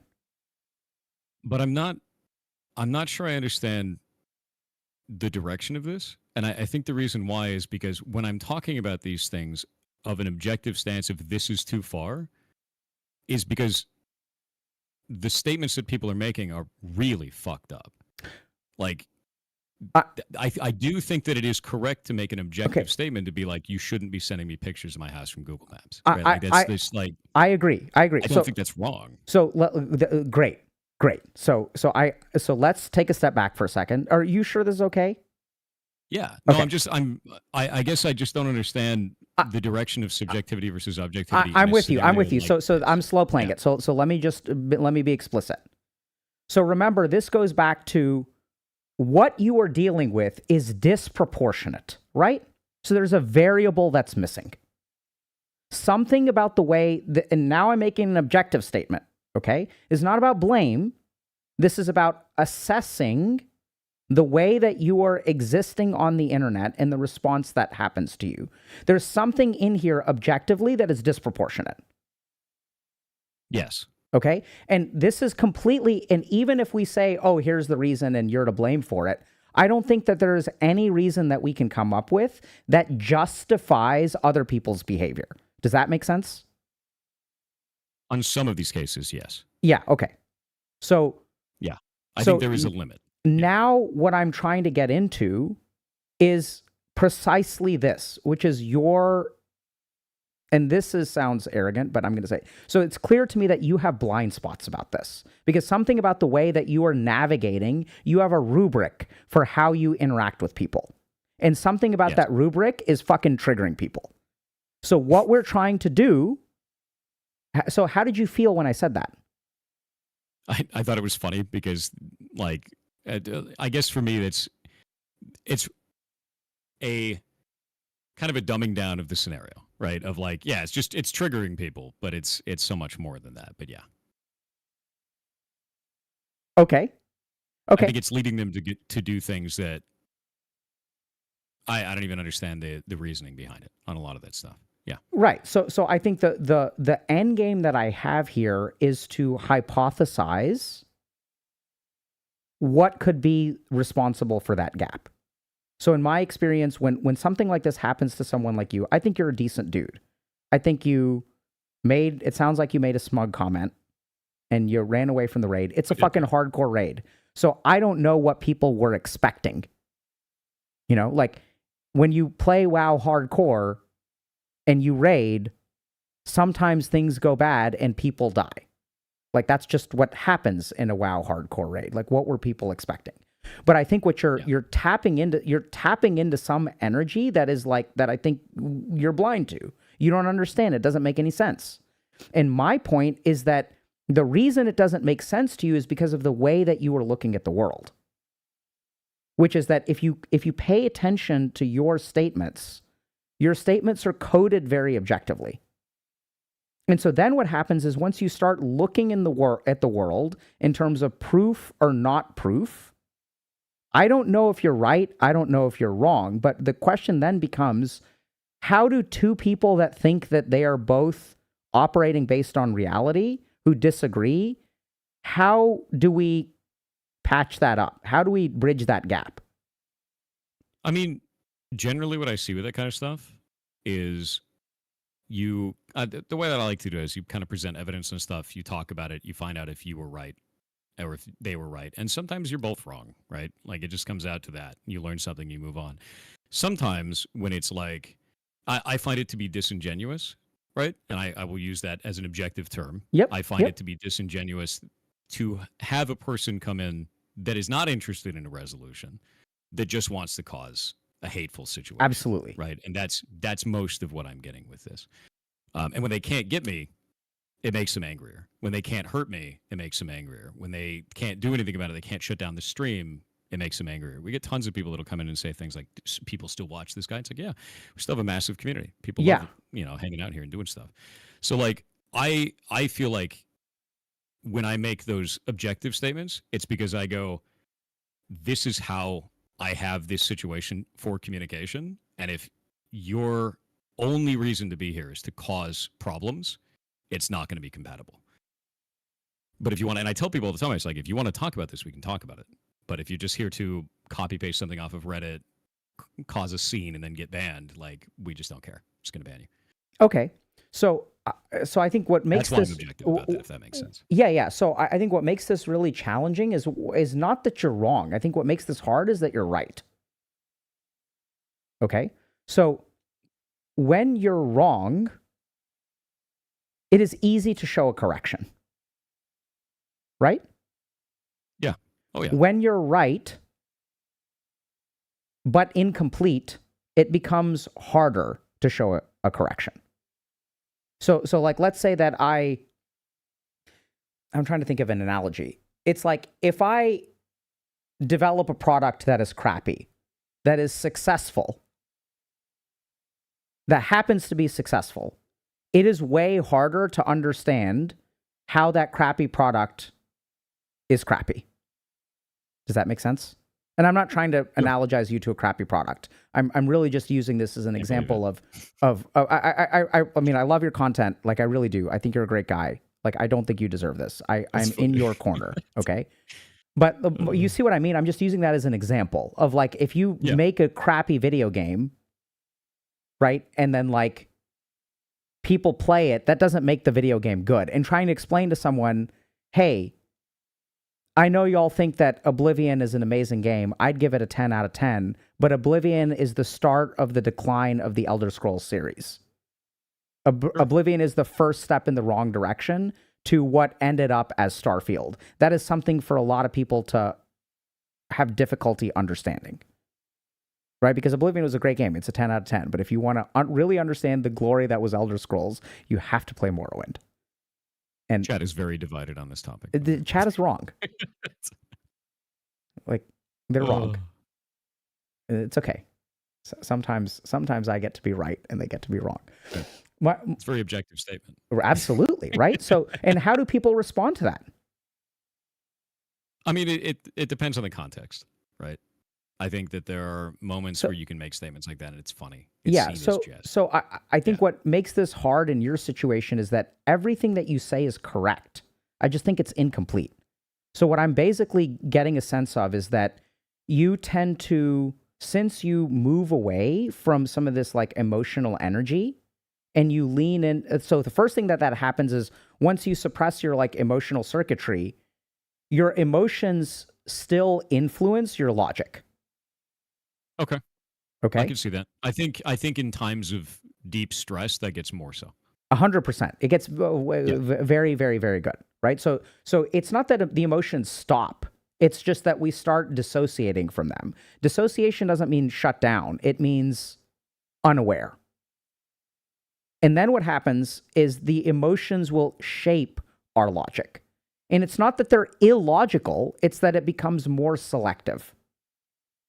Sure. I can see that.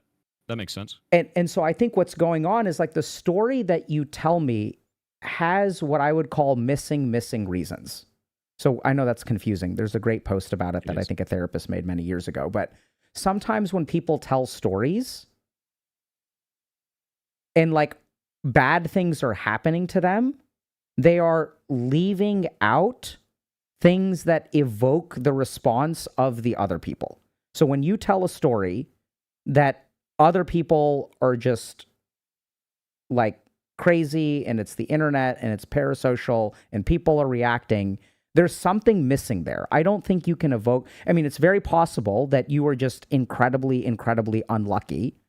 I don't think that is a good attitude to take. I don't think it's good to script you. No. I think right? that so removes any chance of fixing that. Yeah. I suspect that there is something around your smugness. I suspect there is something around the way that you perceive yourself as ordinary, but you act anything but. Maybe even some degree of, because I don't think you're ordinary. Like, I don't think that's objectively correct. Like, I think you're exceptional. Like, if we look at human beings, I think you're exceptional. Like, if we look at the range of various things, you are not ordinary. If we look at the bell curve of content creators on Twitch, you are not ordinary. So I would say in terms of that maybe, but like I just feel like a normal dude.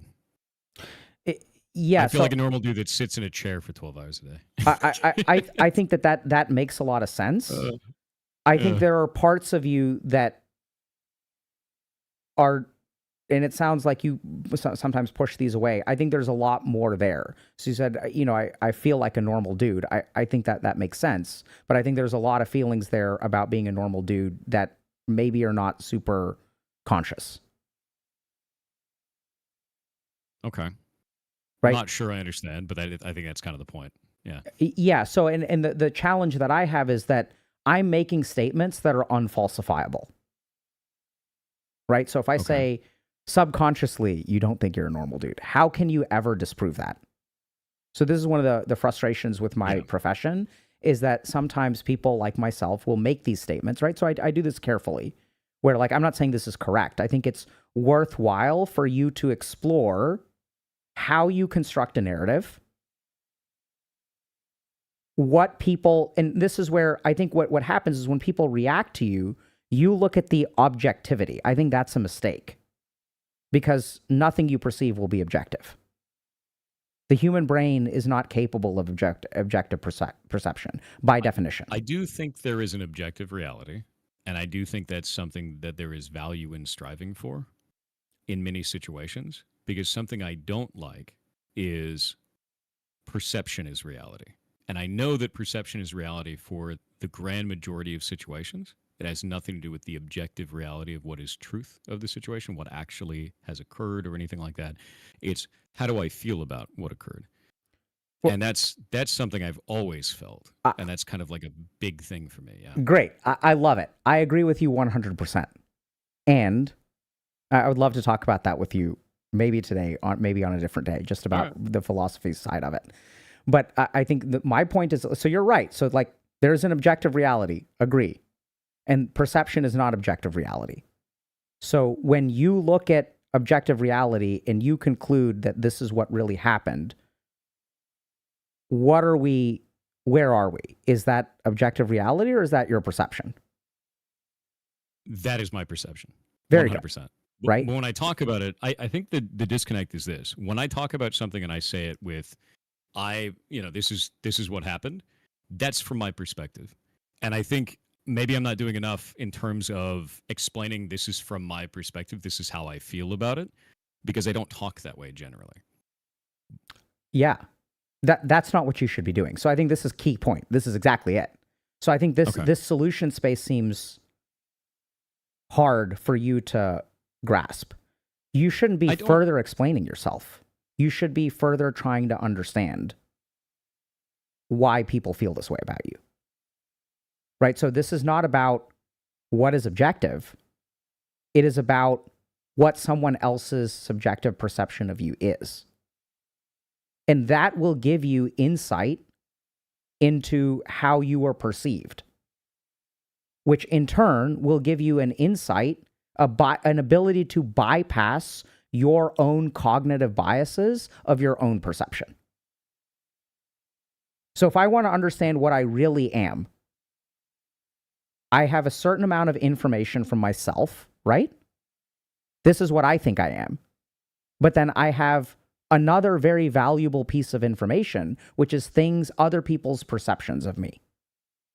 Now, this is where things get really hard, because if people are sending you death threats, it becomes very difficult to get a reasonable perception of who you are from a heavily biased individual, right? Yes. So yeah, no, it's impossible at that point, I find. I get that. So not impossible, right? So this is where it's really interesting, but sometimes the people who hate you the most can still be very valuable information about how you exist in the world. I agree with that. No, right? I super agree with that. And the classic example of this is like in a relationship where there is one person who is narcissistic. So anytime we're dealing with narcissism, it becomes really hard for that person, like this person will perceive other people as hating them. I'm not saying you're narcissistic or anything like that. And I think that there's a difference between a narcissistic family member who believes that I lost weight to make them look bad. There's a huge objective gap. What? Yeah, so I lost weight. So I feel insecure about, person A feels insecure about their weight. Person B loses weight. Person A gets mad at person B for losing weight so that it makes them look bad. That shit happens. I think that's weird as shit. It's a wide gap between death threats that you're receiving, which I really do hope stop. Yeah. But my point is that I think the mistake you're making is that you say I'm smug, and then you go on to all of these other issues.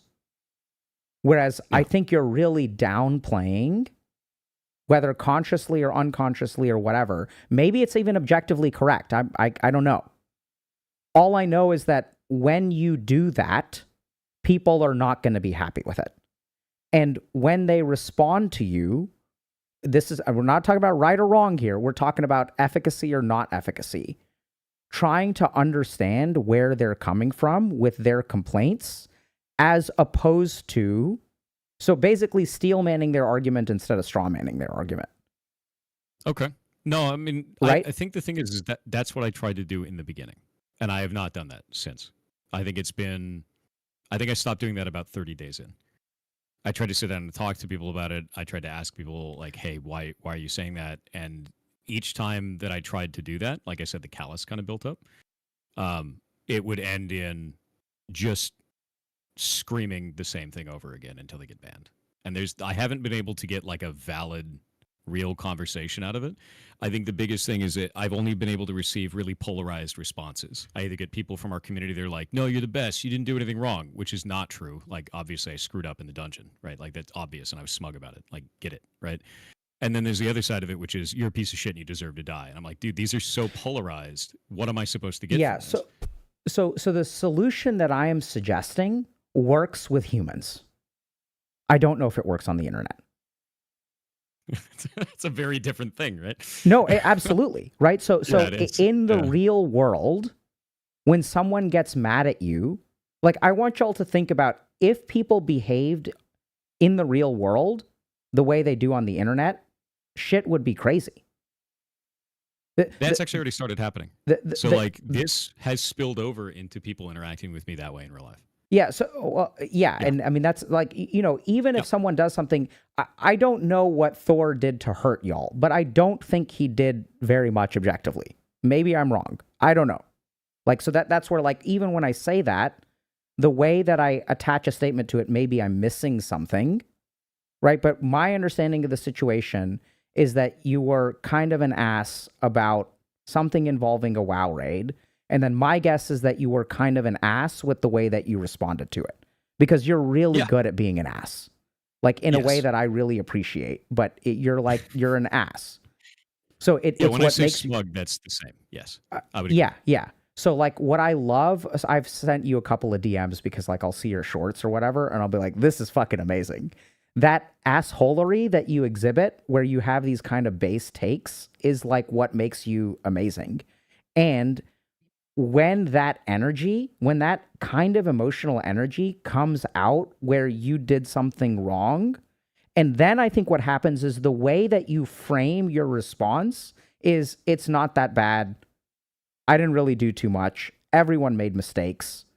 Like, it's like you'll say you make a mistake, but that's not what comes across, right? So if you and I have a fight, right? So I feel like I'm being direct, and other people feel like I'm being evasive. 100%. Okay. So I want you to think about this for a second. I've always had problems with that. I can tell. 100% a communication failure in me. Yeah. I can tell 100%. That's the thing. I couldn't have this conversation with anyone else because it was just polarized and obnoxious every time I tried to have that conversation. And I get that. So, I've had issues with that my entire life, because it's hard for me to be like, if I say something, I go, hey, here's the thing, and they go, oh, he's hiding something, and I'm like, but how else can I say this? Yes. And that's So I think that's huge. So now I'm going to ask you a question. Yeah. If you believe you are being direct, and other people believe you are being evasive, yeah, what kind of model would you develop for, like, shit happens on day 1, and what are things going to look like on day 100? It's just going to get worse, right? Because the more that you're pouring a liquid on the fire, you think it's water, they think it's oil, and things are just. That's why I tried. That's why I tried all those different like things along the way of like, hey, we'll talk about this, we'll do this kind of a thing, try to communicate this in some other way, and I feel like I ran out of options. Jesus.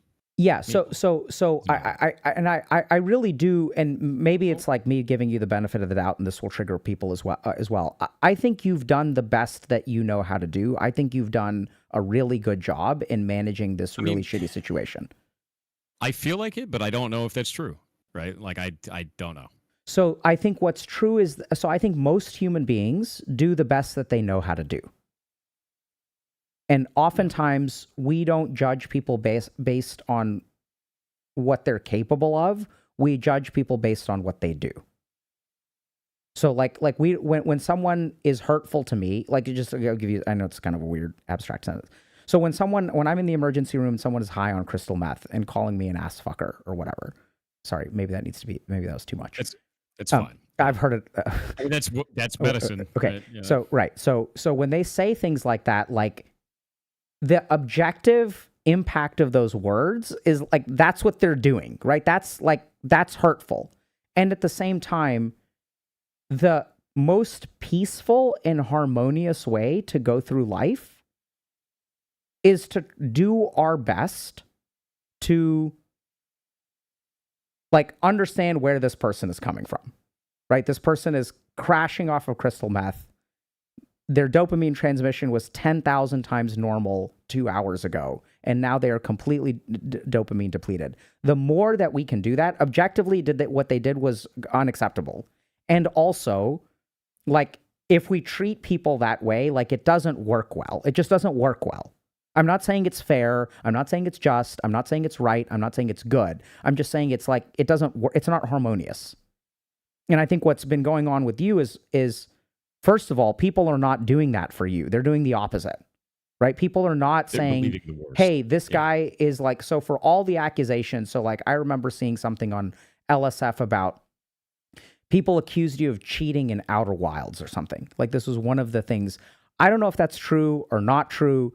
people seem to think that they have very convincing evidence of that. I don't really get into it. I still need to play the game. Please, no spoilers.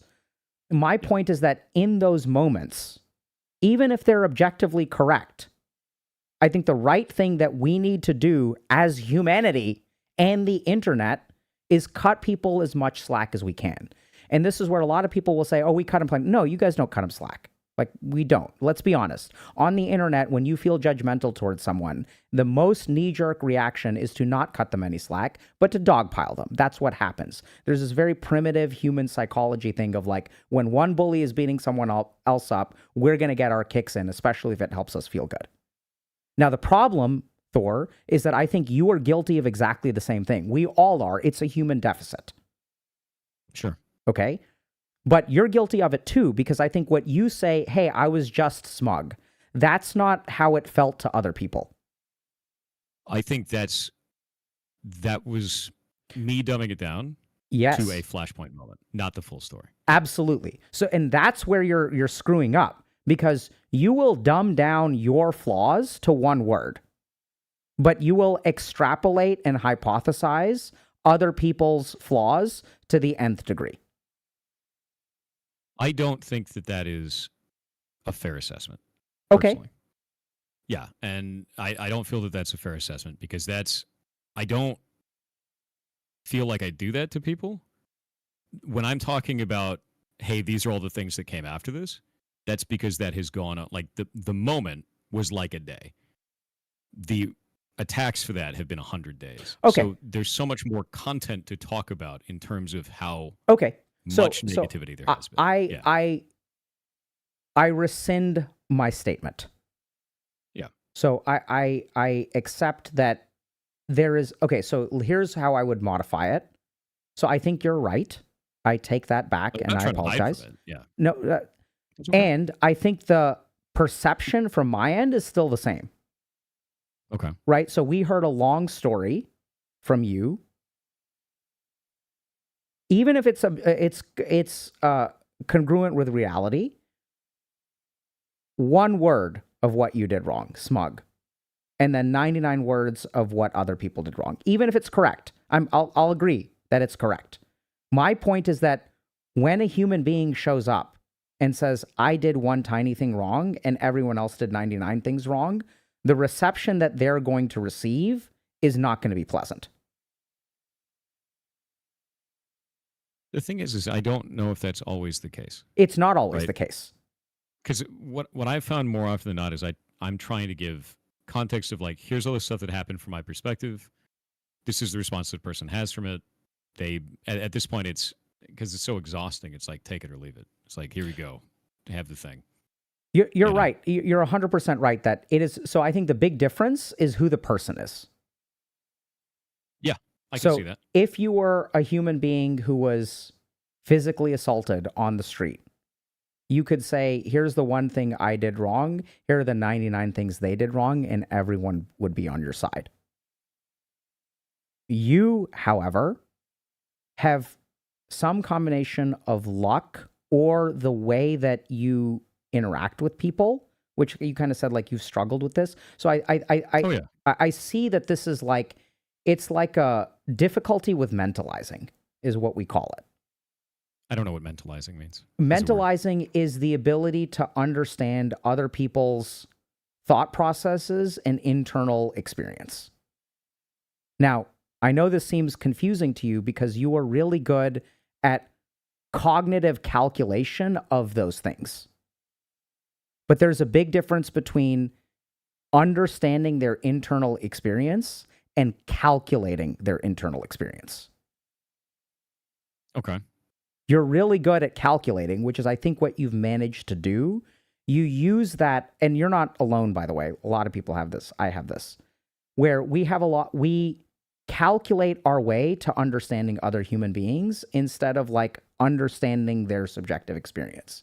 It's cognitive empathy versus emotional empathy.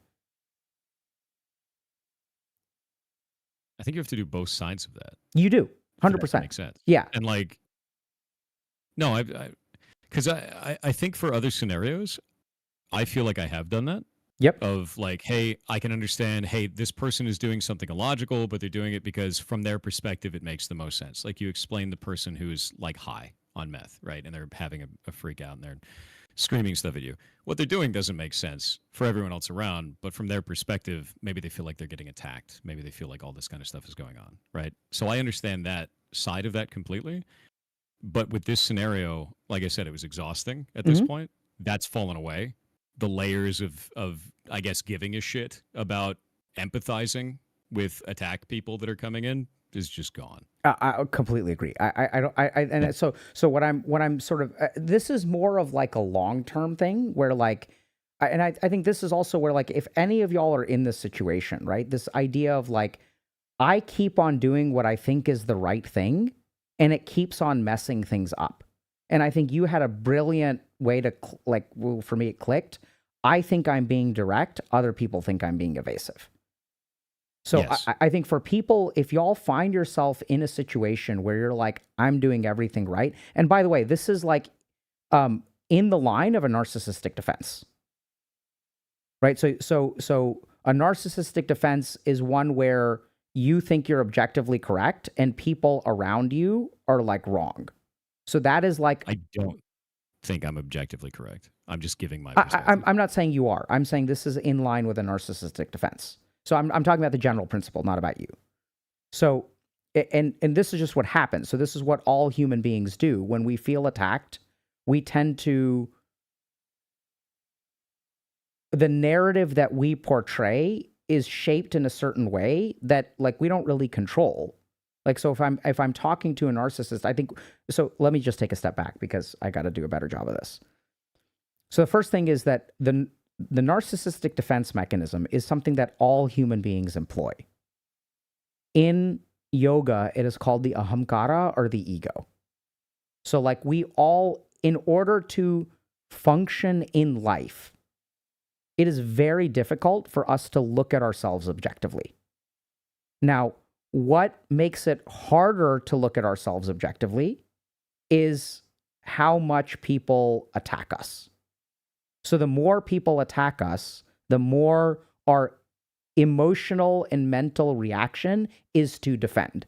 In the same way that if I was standing next to you and I tried to punch you, if I made a fist and I tried to punch you in your abs, your belly would harden. You can't even control it. You had to have no choice but to harden your abdominal muscles as I tried to punch you in the stomach. In the same way, to have some, but yes. In the same way, when we are attacked by someone, and this is true of all streamers because we get attacked a lot, our narcissistic defense must compensate. For every action, there is an equal and opposite reaction. I'm not calling you a raging narcissist. Please, no one take that away. Okay? Oh, they will. I know they will, and that's why I'm going to call attention to it. But this is something that if they're calling attention to it, they're missing the point. If anyone is listening to this conversation and still thinking this is about how Thor is a bad guy, y'all are fucking missing the point of this conversation. What you are going through, Thor, is something that every human being on the planet will go through in some form. Every human being on the planet will do something where they make a mistake, and a lot of other people, and y'all, like, you guys tell me if I'm wrong, chat. Have you ever been in a situation where a lot of people made mistakes, including you, and then you owned up to your part, but people dogpiled on you anyway? And when they dogpile on you anyway, you did something stupid. You behaved like Thor did, and you defended yourself. And you said, hey, objectively, here's what I think happened. Here's my perspective. And the more you tried to defend yourself, the more angry people got with you. I would be stunned if this has not happened to every person in chat at some point in their lives. And so what we're talking about now is this cycle. This idea that, okay, I'm objective, other people are subjective. Because I absolutely think you have that bias, by the way. We all do. But like, I think it's very prevalent in the way that you talk. The really tricky thing there, and I have to acknowledge this, is it's not clear whether that is actually what's in your head or that is just the way it comes across. Because it absolutely comes across that way. So when I said you owned up to this one thing and then you talked about all this other bad stuff that happened to you and you're like, objectively, I disagree. I did this one thing and I literally have 50,000 people. And I was like, okay, you know what? You're right. But even though you're right, what people are going to hear, their limbic circuits of the brain are going to hear, yeah, I was smug and all this shit happened to me and it's not my fault. That's what people are going to hear. And when people hear that... Dude, that's weird for me. Legitimately. Yep, I know. Because like, from my perspective, I'm like, hey, you know, I screwed this up. This is how this went down. Here's my perspective on it. Yep. And then the response is, you didn't take any accountability. You're a piece of shit. Why won't you just say it? And I'm like, what? That doesn't make sense to me in response. Yeah. Like, for me, that's such a disconnect between those two conversations. And this is not about right or wrong, fair or unfair, just or unjust, true or not true. Now what we're talking about, like, so we're a channel that talks about the mind. So you're saying, I said this, someone says you don't take any fucking accountability. And you're like, that is a disconnect with me. I completely agree. That is the one thing that I think we can all agree on, is that whether they like you, dislike you, whether they like whatever, the one thing we can all agree on is that there's a disconnect. Other people think that you're disconnected. You think they're it's not even about you, but or other blame. There is absolutely a disconnect between the kind of response that you're getting and what you're doing. There is a disconnect for other people between what you did and what you're owning up to. That's my point. So like when I started this conversation, the key thing is that there's a circle that's empty. That's the only way this can be explained. And the question is, what's in the circle? And what I found, if y'all find yourself in a situation like Thor, I find the hardest thing is oftentimes the best thing to try to do, which is to try to understand when someone says, I don't take accountability, or they accuse me, they say, you don't take accountability, to do your best to try to understand that. And I think you've done that because it sounded like for the first 30 days, you engaged with people in conversation. Yes. And when you engage, and I found that the reactions started to get more and more, I could use the word unhinged, but it really just comes down to more and more unbending of, I just want to make an attack. I just want to go in the chat and make an attack. I just want to go on your YouTube and make an attack. It wasn't in good faith to have like, I want to have a conversation about this. It was, I just want to be here to throw a punch and then leave. And so I think that there's two things that I hear there. One is, once again, this pattern of the more I do something right, the more wrong someone appears to be. Right? So I tried to listen to them. They became more unhinged. They became more unbending. So that can absolutely be the case. But do you see how this is another scenario where you behaved correctly and someone else behaved incorrectly? I feel like that is an incorrect response, because the first thing that'll be brought up is they always say, well, you didn't accept any blame. And I go, here's in this post where I said that what did you hear me say? Maybe I misunderstood. Yeah. So I'm just pointing, your statement was, I tried to listen to people and they became more unhinged. Yeah. So I want you to code. I think that the people that are still... No, don't worry about the people. Hold on. Okay. Code that sentence. Look at the grammar of that sentence. Because it's objective? I did something right and they did something wrong. That's the way, that's what I hear when you say those words. And this could be where your disconnect is. I'm not saying you're wrong, by the way. I'm just saying, here's another statement that you made. I tried to talk to people. They're crazy. I don't think, I think there's an objective reality there, though. When someone comes in and says, you didn't take any accountability for this, and I go, here in this post, I said I did this wrong. Here on this video, I said I did this wrong. And they go, that never happened. Like, okay. What am I supposed to do with that? Very good. Now we're getting somewhere. Okay. So I know it's crazy. I know it's crazy. Okay. So bear with me, Thor. Try. Don't read chat. Focus. Ignore chat. Okay. So here's the problem. You're not wrong. That's what's so wrong. That's what's so hard about this. So when you engage with people for the first 30 days, I think there's let's think about it, okay? There's a selection bias. Who's going to come talk to you? The raving people. I I think there was the initial wave, and then it calmed down to people that were kind of willing to talk, and Yeah. now it's just the raving. Whatever. Yeah. So like when you open yourself to conversation on the internet, let's be honest, the likelihood that you get a balanced person who really like is willing to take a step back and admit their flaws and understand how they're wrong and is not like projecting something on you is low. That's not what the intention of me talking about it was when I was engaging in those conversations. The way that I feel about that a lot of the times, you're not going to get through to the person who's angry on the internet. Okay. You generally won't. They're not going to sit down and have a valid conversation with you. They're not interested in resolving that. Most of the time, that person doesn't care, I find. Mm-hmm. With that in mind, if you don't say anything, I feel that on the internet today, if you do not say a thing in defense of yourself at all, Yep. everyone believes the only voice in the room, which is the one that's negative. Okay. And Agreed. that's exactly what happened. So I put out a video about all this kind of stuff. Yes. Released that, and immediately everyone was like, oh shit, maybe this is too far. And I got a whole bunch of people actually sending me positive posts for the first time since all that happened. Cool. So the stance that I've taken on all of this is I go, here's what I saw from my perspective. This is what's been going on to me. And then there's kind of a camp of people that say, fuck you, I hate you. And then there's a camp of people that go, that seems reasonable. And I've just kind of hung out with people that think that it's reasonable because I don't know if there's another solution to that scenario. Yeah. So I think that there is another solution to that scenario. And so that's what I'm trying to point out to you is there's a certain way in which you communicate, which I don't think is wrong, but gets consistently perceived, like we mentioned earlier, direct into evasive. So when we like you just, and I don't know if this makes sense, but I want you to like, I don't know how to say this, but you're a programmer, so maybe this will make sense. I'm trying to put it in language that I don't understand that I hope you will, because I don't know what I'm talking about. Code your statements. I tried to talk to people. I presented proof. They became unhinged. So like, if we code that statement, I did something right, they reacted wrong.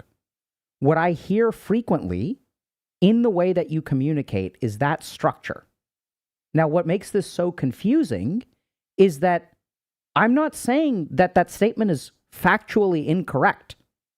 And if anyone who has dealt with other human beings knows this, you can tell another human being something that is factually correct, and they cannot give a damn and double down. In fact, that is usually what happens. So what I'm sort of getting is like, this is the disconnect. I do wonder whether you are blind to, there's a certain kind of accountability that people are looking from you that you're not giving them. That doesn't mean... What is it?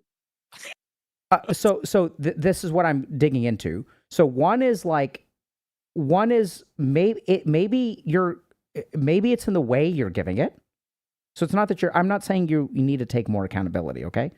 I wasn't there. I don't know what happened.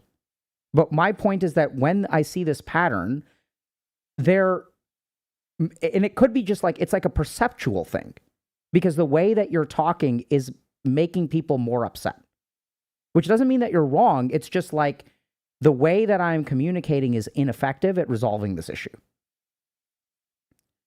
So a simple thing, and I'm not saying that you should do this, but I'm curious about this, is I've noticed that you tend to be incomplete.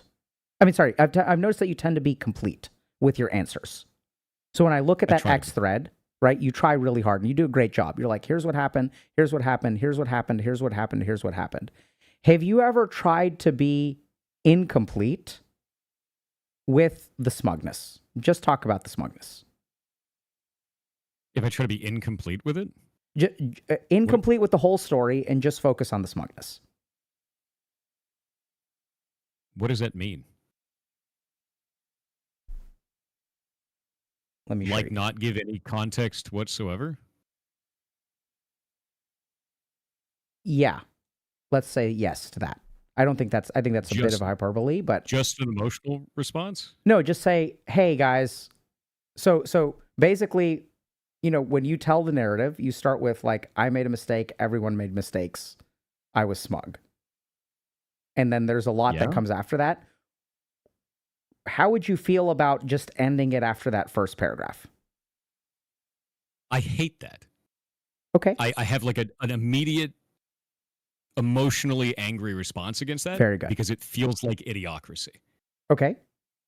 It feels like that's too long, didn't read. I don't need all those words when few words do gooder. That I hate that shit. Like I super hate that kind of communication of like there's a lot of people that just say like, oh, you should just say my bad, guys. No, that does not in any way explain a situation. That doesn't tell you any information that is real. It is hand waving for the masses in a way that is disingenuous to what happened and disingenuous to the people that are involved.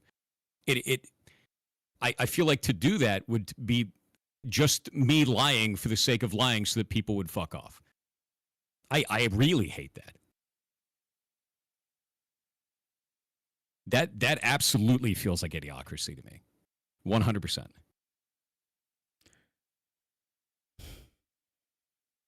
I don't like doing hand-waving gestures for the sake of hand-waving gestures. I don't like that at all. And I don't know if that's a wrong thing to feel, but that feels fucked up to me. No, I think it's great. Do that. I could go on the internet and just be like, oh yeah, my bad, guys. But like, that's not real. It doesn't make sense. I think that's great. So I think what I liked about that response, so my hope, so we're not here to like rehab your PR, right? We're just here to have a conversation. And at the same time, over the last 2 hours, there's something about the way that I hear you talk that rubs me the wrong way. There's something about the way that you talk that seems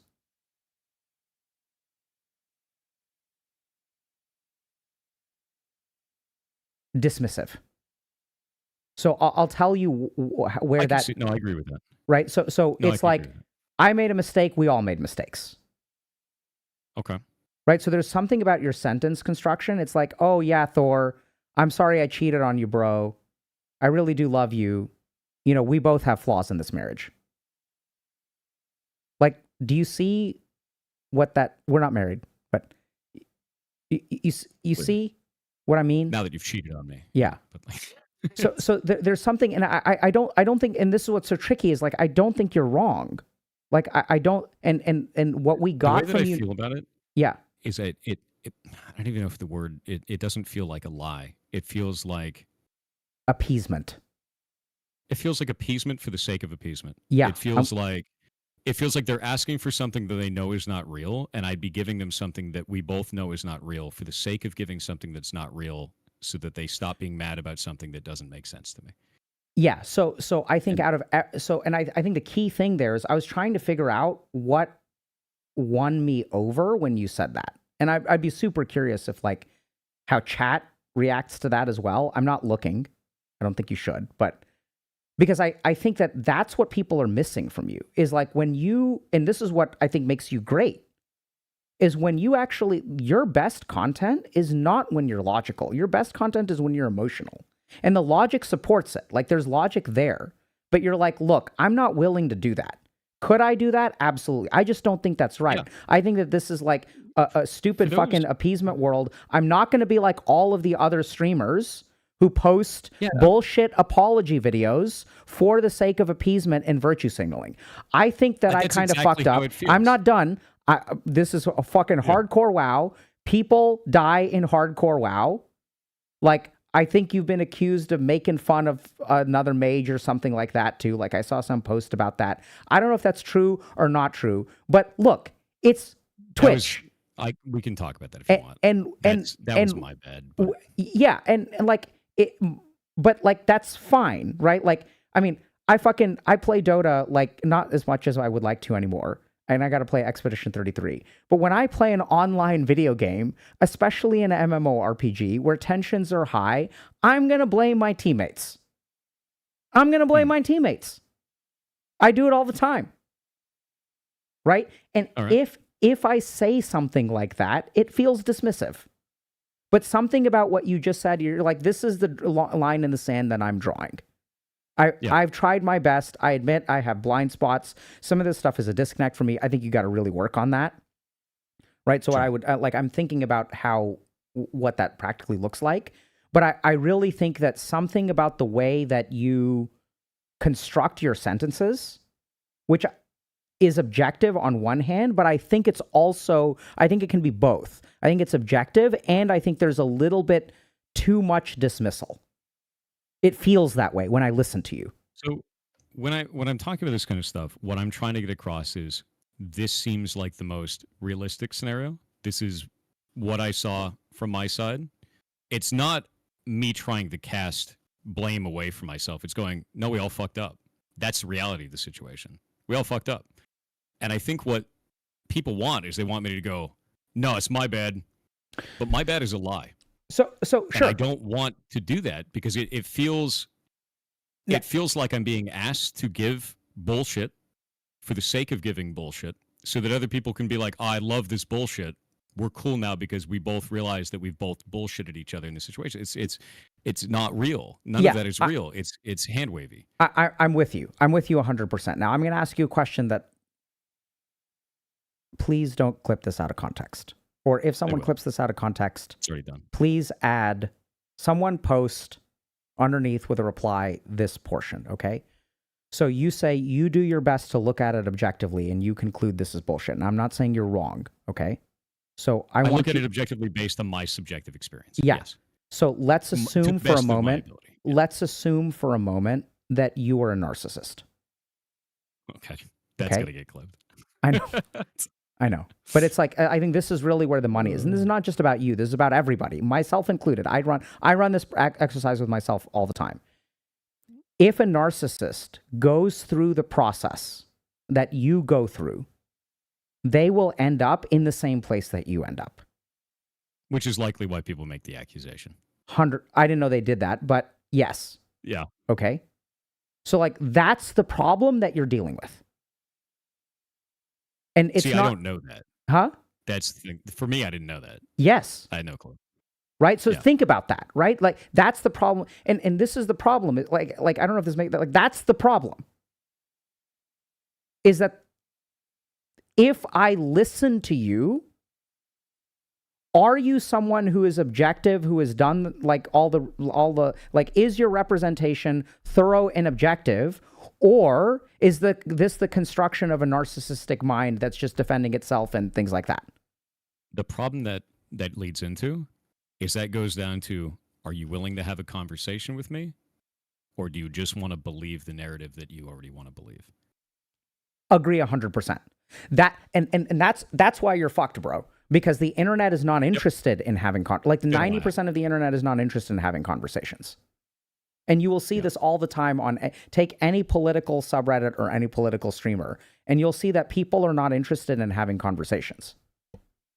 And I do think there's a lot of weird stuff going on with you too, but like, that's like parasocial and stuff like that. The thing though, legitimately, dude, is we've built up a community of specifically people that have conversations about things. That's why after all of this, we're still sitting at like 6,000 to 10,000 people on a daily basis. That doesn't happen in a situation that is like, I meticulously made sure that we had a community where we could talk about stuff on a logical basis and try to work things out outside of that. And I've been pushing that on this channel for 8 years. And I don't think I'd have a community if I built one that was based on instant emotional reaction. Because they'd just be like, oh, he's a piece of shit. You know, yeah. that'd be it. So there are absolutely communities like that, you know, and I think it's great that you don't, and maybe that's why people are coming from other communities to you, because it was a group WoW thing. So there's like a lot of other communities that are interacting with yours. The thing that I would encourage you to do, and this is for everyone, I do this on a daily basis, is assume for a moment that you're a narcissist. And think about, if I'm narcissistic, what would I be missing? Right? Like, even, so I'm trying to think of an example. So I recently had an interpersonal conflict where I felt hurt by someone I'm close to. Okay?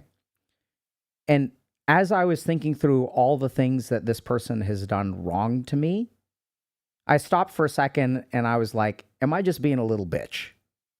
Am I like, is this genuine? Is this fair? Like, what are all of the counter examples? Am I just glossing over all of the stuff that they do right? Am I ignoring all of the stuff that I do wrong? Am I ignoring when this person lets me down? What is my contribution to this system in which I am disappointed? So Okay. these I are mean, the that seems normal to me though. That okay, reaction. good. Yeah. Yeah. But I think a lot of times when we feel hurt, we're not. We don't do that. Right. No, that's the first. Okay, cool. not I even- think yeah. that's great. I mean, if you're already doing that, that's awesome. Then I think the main thing then that I would encourage you to really think about is like this disconnect. And what's the variable in there? And what I would strongly encourage that you do is that variable is going to be divided into two portions. One is that the amplification, the disconnect, the question mark of this situation. You understand what I'm saying? Or not really? Yeah. I mean, like I'm kind of understanding, but I think it's hard for me to understand how I'm supposed to respond to that if the requirement for the response is you need to make it incomplete and dumb it down and hand wave it. Because that makes me feel like I'm just lying to people. No. I think your response to when I said, "What do you think about that?" Your response to that kind of won me over. I don't think you should do that. So now what we're talking about is for anyone who is in a situation where I behave in a certain way, the world responds to me in this way, and there's a gap between these two things. This is the scenario that I'm talking about. So in that scenario, what's the question mark? What's the amplifier? So there are certain things that we can attribute to things outside of you. So people have parasocial relationships, people are projecting, people don't like me, whatever. Like people are upset, whatever. There's all the stuff that they do, and then there's all the stuff that you do. And this is where I think it's hard, but I think a really good example of what came out of today, which hopefully feels okay to you, is when I'm direct, other people think I'm evasive. I think those are the kinds of nuggets that I have seen transform lives and literally save marriages. It's just funny because like I've had effectively the same conversation with the moderation team.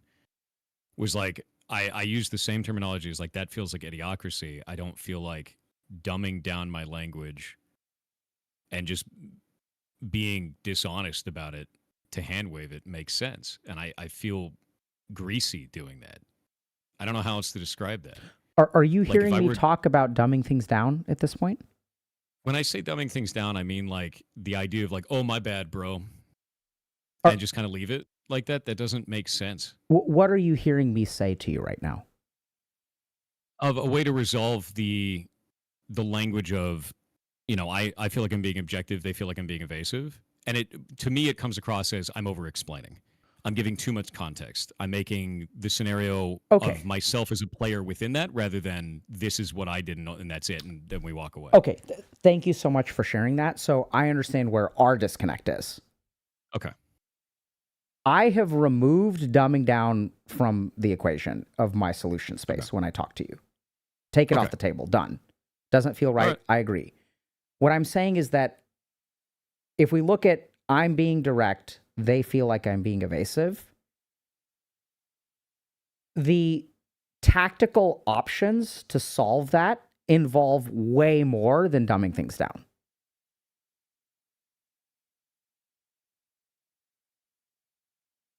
Okay. So that's what I think. Yeah, I would focus on that. So like, don't dumb things down, be authentic. But there's also a way, because like, right, so fundamentally, this is an issue of communication. It's an issue of understanding. It's an issue of getting your point across, arguably listening to other people's. And so that is a skill. It is an art form. There's a way to do it well and do it poorly. Now, what a lot of people do, which I think is bad, which I really appreciate you standing up against, is dumbing things down, virtue signaling, pro forma apology. I hate that. Like I hate really it too. I hate the idea of here's my ukulele sad YouTuber video. Let me just lie into the camera for 5 minutes because that's fucking dumb. I hate it too. So my point is that if we look at like You know, And like I feel like that's what I was being asked to do, and I'm like, no, here's how I see it, and they're good. You know? yeah. So and my point is that somewhere between the pro forma apology and what comes out of your mouth, there's going to be something in the middle there, which is an adaptation of what you do, which feels authentic, feels truthful, feels complete, and there's literally something about the way that you talk where if I code your responses, that's the best way I know how to put it. It's kind of like there's a theme of what feels like a lack of accountability from a listener's perspective. I don't think you're not taking accountability objectively. But what I'm saying is that the limbic circuits of my brain, the emotional circuits of my brain, when I hear you talk, it feels like you're leaving something out. It feels somehow incomplete or unbalanced. And I know that's a very difficult problem for you to solve. Like that doesn't give me a lot of tools, right? It really, it's hard. So that's where like I'm going to think a little bit about how to bridge that gap, but like something in that is where the money is. I feel really confident about that. It's not a pro forma apology, but it is also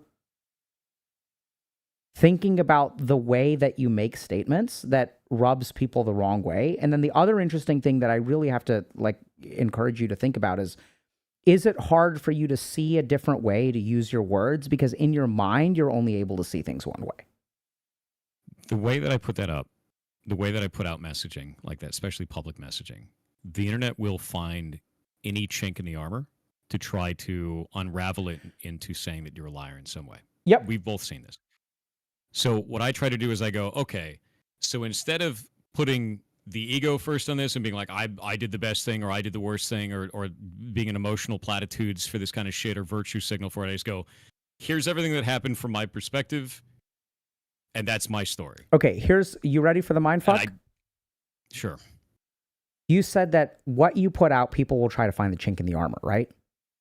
They're going to do it anyway, but yeah. No, they're not going to do it anyway. The way that you put things out makes them want to find the chink in your armor. That doesn't make sense. I know. That sounds, to me, sounds obsessive. I need, like, there's a necessity to find a problem when there isn't one? No, I think you're missing the point. The way that you communicate information, the way that you speak makes people want to find the chink in the armor because people communicate. Yeah. I know it's hard, man. It's wild. It's crazy. I'm with you. Right? So there's something that you're doing that from a logical perspective makes perfect sense. The emotional energy of your words, and I'm not right about this, okay? I could be wrong.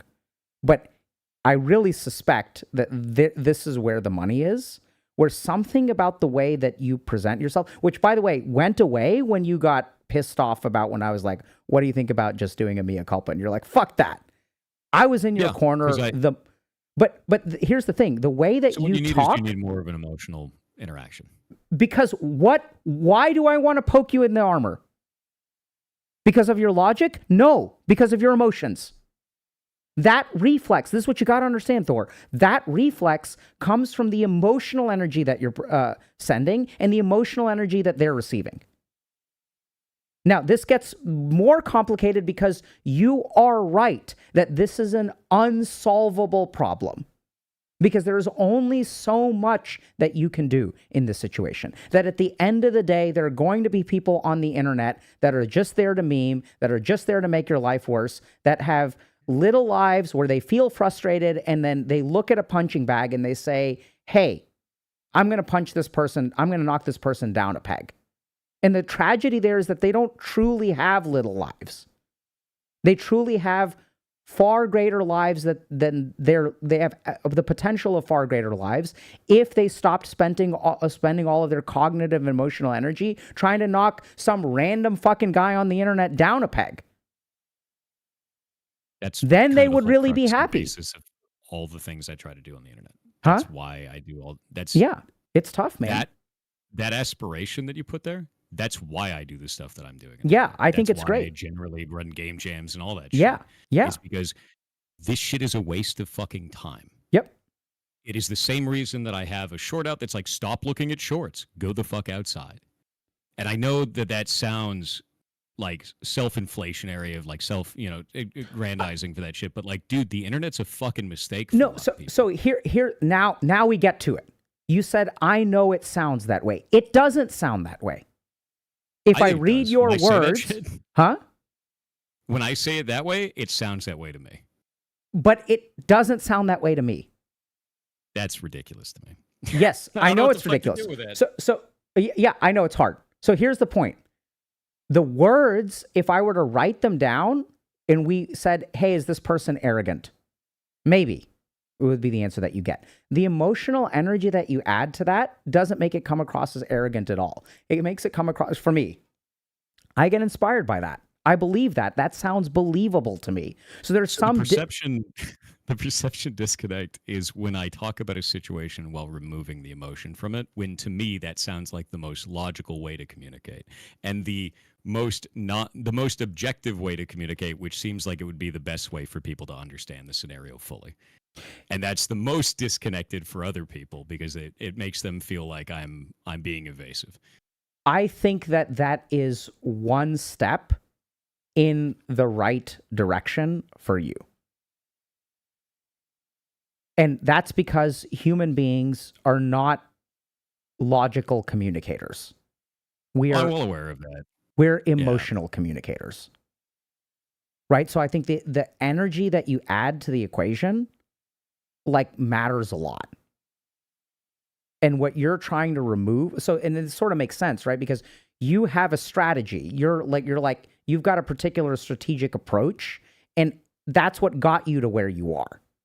And I know you've tried a lot, but I think this fundamental thing, I don't think this has changed over the whole course of this. No. And I think the really hard thing is I don't know that it needs to change because I think part of what makes you who you are, part of what makes you valuable, part of what attracts the community, because there are a lot of people out there who think like you, who are tired of emotional communication, who have people in their lives where you're like, look, this is the reality of the situation. I cook dinner 4 nights a week. You cook dinner 1 night a week, and you order takeout the other 2 nights of the week. That is the objective scenario. This needs to change. And they're like, nah. So I think that the way you communicate is like an oasis in a desert for a lot of people. So it's not bad. It's just like, this is like something that I think can be leveled up. And a big part of that. The biggest thing is the more that I have to deal with this just slew of shit with this, the less I've been emotional about it because it's effort. Well, so if we were to take that statement as true and we were to make a predictive model, what happened to you would be in line with this prediction. That if our hypothesis is that emotional communication is what connects with people, especially on the internet. Yeah. And as you have become more burnt out, which by the way is absolutely going to happen, as your corpus callosum, you're just fried. You're just blackened at this point. You've got no emotional energy left. And the more you communicate, the angrier people will get. I really hope people leave you the fuck alone because I think it's like enough is enough. I'm happy to say that. Like, I don't usually advocate for people doing that. Maybe people think that I'm a narcissist or whatever. Like, that's fine. But I don't think this is about you. I think this is like when someone makes whatever kind of mistakes you made, and whether you were mean to people or not, whether you went to the bathroom and looked something up, or you have a butt plug that is vibrating in Morse code to give you the solution, like is connected to I really don't care. I don't know about the reality. I think it's just like we all make mistakes. I'm not saying you did or you didn't. It's just like, come on, y'all. Right? Is this really what we're doing now? Like, is this how we're spending our days, how we're spending our time? Are you perfect? No. Are you a regular human being? Yes. So that's kind of where I am. I know it's confusing for you. I mean, that starts to make sense. I think the the thing that bothers me is if someone were to go to me, right, and talk in the way that I'm talking in that objective fashion, I go, oh, cool, here's all the information. I'm going to compile that with other information and then come up with my own way of how I feel about this. And what I'm seeing more and more now, especially on the internet, right, is loud, bombastic, emotional response is what everyone wants for stuff. But we've never had it that way. I've never interacted that way. I've been not that way this entire time. And now for me, suddenly that's a problem. Suddenly that's a bad guy thing, which is like, that's really fucking weird for me, man. Like, that's not what I expected. That's not the response that I expect. It doesn't really make a huge amount of logical or emotional sense to me. So I'm just like, okay, so you don't think I'm doing this thing. Here's more information. That's not enough. Here's more information. That's not enough. Here's more information. Then eventually it's like, fuck you. I don't care. Yeah. It's So like, there's no other solution at that point. There's two things.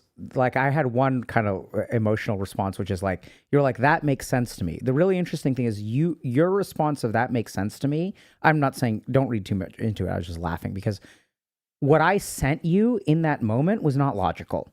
What I sent you in that moment was emotional. Yes. Right? I have the capacity to understand emotions. Yeah. But it's interesting because there are so many times where I've tried to send you logical signals and then there's a disconnect. Yeah. But you can easily argue that it's apples and oranges. The second thing that I want to say, and I know you have emotional capacity, like I get that. You love your ferrets. They show up there. So the other thing that I think is interesting to note is that I think that you are on the receiving end of, not just you, but basically this happens. So there's a group of parasocial nomad haters on the internet. That's what I call them. Yeah. Huh? Chat hoppers is what they're generally called on Twitch. Okay, cool. I didn't know that. But like, so what I jump from one community to another when there's like a big drama. Exactly. So these are the people that follow the drama. So whoever, and then the problem is if you've created a community that values a certain kind of communication and the chat hoppers show up, everything that you've built will get dominated or swept away. That's why we ban it all. Yep. Okay. Knowing that full well. And there's a couple of ways to handle that, right? That I feel is when someone comes in and they just make like the copy paste hate statement, it's very clear that they don't care. We ban them. And then they put an unban request, and sometimes they'll be like, hey, I didn't realize it was that big of a deal. And then they come back in and they're like, hey, I like watching the stream, or they tell the mods to kill themselves, right? And like, obviously, if they're going to tell the mods to kill themselves, they just stay banned, and that happens all the time. But if they're like, hey, this, I didn't realize this mattered so much, sometimes they end up joining the community, and it's fine. It's just that first interaction, we don't want that like a million times in the chat. Like, that shit sucks.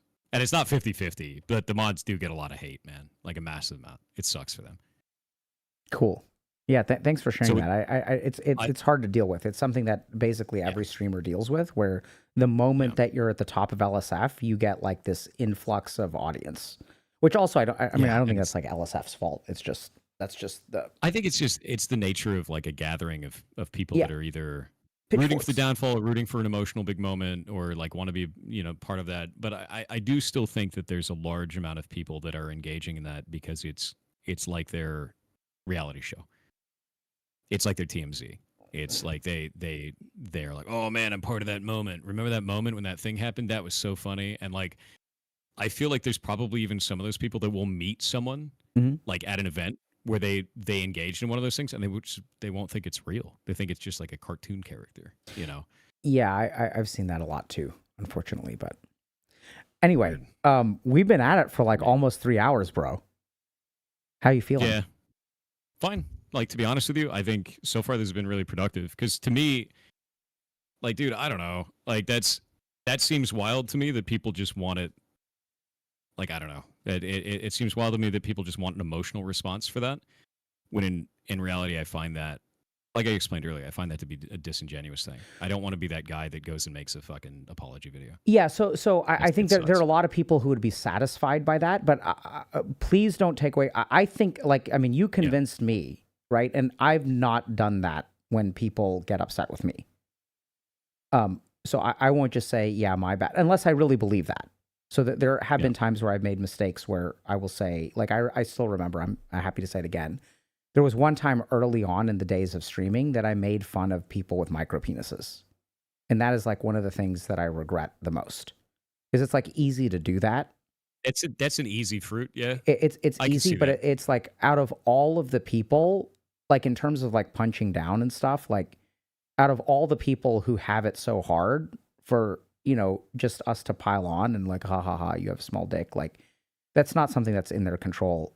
And by the way, you can have a fulfilling sexual life with a micro penis. I thought about, I just became a degenerate gamer for a moment and stopped thinking about people in my office who struggle with those kinds of problems. Yeah. I think that's actually really interesting because that's like the internet, man. Is like I don't even know. Like I feel like if somebody's going to call you that, like on the internet, if somebody's like in a lobby and they're like, "You have a micro penis," they don't actually mean that. They just want to say some shit. That's like some kid on Xbox saying you fucked your mom. Yeah, right. Like, So like deep within me is 4chan. Like much like ChatGPT, deep within Fair. my bones is 4chan. And so anyway, I was just saying like so sometimes I've made mistakes and I'll own up to those, but I don't think don't compromise that. But I think there's like something in the middle of letting more of your authentic emotion out and also be super careful about the way that you, even in your own head, sterilize your interactions and sterilize your contributions, which I think you do. Comfortable. It's comfortable. Yeah, that's why. It's comfortable. But I think you do that. When the scenario is like super vitriolic, it's comfortable to sterilize that. It's comfortable to have like more of a logical conversation about it because it's easier to process. Yep. It is less easy to, like, if I'm going to have a big emotional response, I feel like I'm being manipulative to another person because I could do that. I could just sit down and be like, I'm going to have a big emotional response now, but that's not. Yeah, that's not how I am. That's not the person I am. So I think it's an issue of. So you mentioned at some point that this has been a challenge that you've had before. I don't even remember what we were talking about. So I think it's really about, and this is for anyone else too. Like, we all just have to decide. When you say this is the person that I am, we all just have to decide whether we want to continue. Like, am I just saying, hey, this is who I am and I don't want to change this?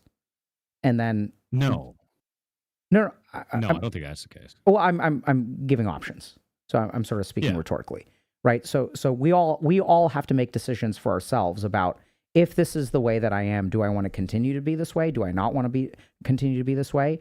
And then there's going to be a line in the sand of like what a level of compromise feels authentic and okay, and what doesn't. What feels like growth? What feels like giving a piece of yourself away? Yeah, because like for me, I feel pretty happy with the way that I communicate generally. I don't generally have a problem with that. And I like being able to communicate objectively, either with, in my relationships, friends, people in the community. That feels fine to me. And I think there's a lot of people that actually like that about the way that I communicate. It's like, hey, Thor's talking about all the things of all the, because we'll get a whole bunch of stories in that come in from the damn internet that are like, the fucking sky's on fire. And then you look at it and you're like, the sky's not on fire. This outhouse over here was on fire. It's not that big a deal. Right. And I find that there's very few islands of that shit online, man. Like there's very few islands of people that be like, wait a minute, let's look into that before we start freaking out. Would it be easier for me to just like dive into the emotion first? Yeah. Would it be honest? No. Would it be quick views? 100%. Yeah, none of that shit makes sense to me. I'm with and you, like man. that's why I've always communicated that way. And it's not even a thing of like I'm not willing to change. I'd be lying. Mm-hmm. Like I'd just be straight up lying about all of these scenarios if that was the case. If it wasn't like here's all the things as I see it, here's all the facts as I felt them, right? As the things that I went through, I'd be a piece of shit. I'd be just like a grifter on the internet that's just trying to garner as many views as possible. And that's fucking atrocious. Like, I hate that. I really hate that. What are you hearing me say? I think I went on a rant there. Okay. It's not even really about like what you said. It's more like that kind of just like it triggered an internal monologue. And I was like, nah. I just went on to a rant with it. Yeah. And I'm with you there. I mean, I think that there are plenty of emotionally manipulative grifters on the internet. And I'm not even saying that like that's I'm not even like calling people out and saying like yeah, anyone on the other side is an emotional grifter. It's more like, dude, like I can see how easy it is to manipulate people emotionally to gain money on the internet. And yeah. I don't ever even want to get near that. So so I have those kinds of thoughts, and I'm pretty sure that they're pretty narcissistic in my head. So when I have a thought like that, I'll just like leave this for y'all. I'm not accusing anyone, or certainly not you, but this is just what I've noticed is that sometimes when I'm like jealous of people, this may be just me, who are taking the easy path on the internet, it's really easy to get self-righteous. I don't think it's easy. No, I mean, For me, not it like is. that. I think it comes with other negatives, right? Like, I'll give you an example, right? You've got somebody like Keemstar. Keemstar makes a bunch of content that's based on like calling out scenarios, making a lot of drama, runs Drama Alert, right? I don't envy that. That's got to be a tough as fuck job. That dude probably absorbs more hate than most people on the internet just by the nature of the content that he provides to the internet, which is bombastic, which is divisive, which is emotional. I don't want to get near that because that sounds fucking awful to me and everyone that was engaging in my content. I see what you mean. So if I went down that route, I don't think it's easy. I think it would be easier to get a reaction, if that makes sense. Yeah, that's But the reaction is not one you want. so. Then I think that's more Not from long-term. me. Like I think that's narcissistic. So I think the thought process I have in my head is different from what you're describing. Okay. But and I- usually I'll walk myself there, but I have that kind of thought. But anyway, yeah. Any last thoughts or questions before we wrap up for the day? I'm interested in what your thought was now. What do you mean? When you said you had a different thought from like the different pathway for that, like what did you mean? A different pathway for For thinking about that scenario of like the when I say it's narcissistic easy. scenario? Yeah. So I think it's similar to what you do, but I think what I usually do is I notice that I'll see that there are creators that are doing things that I think. So there's one creator in particular that I used to like their content. And I noticed that they basically made a piece of content where there's a subreddit that I frequent. And they basically, what they did is they looked at the most upvoted content on that subreddit, made a video where they're literally reading out the top voted content things there. I see that a lot. And so I was, and their video did incredibly well. Yep. And so what I realized is like, oh, there's this niche subreddit. They're taking the best of this niche subreddit and basically distributing it on another platform. And so it really like, it's never fun to see. So I was disappointed for two reasons.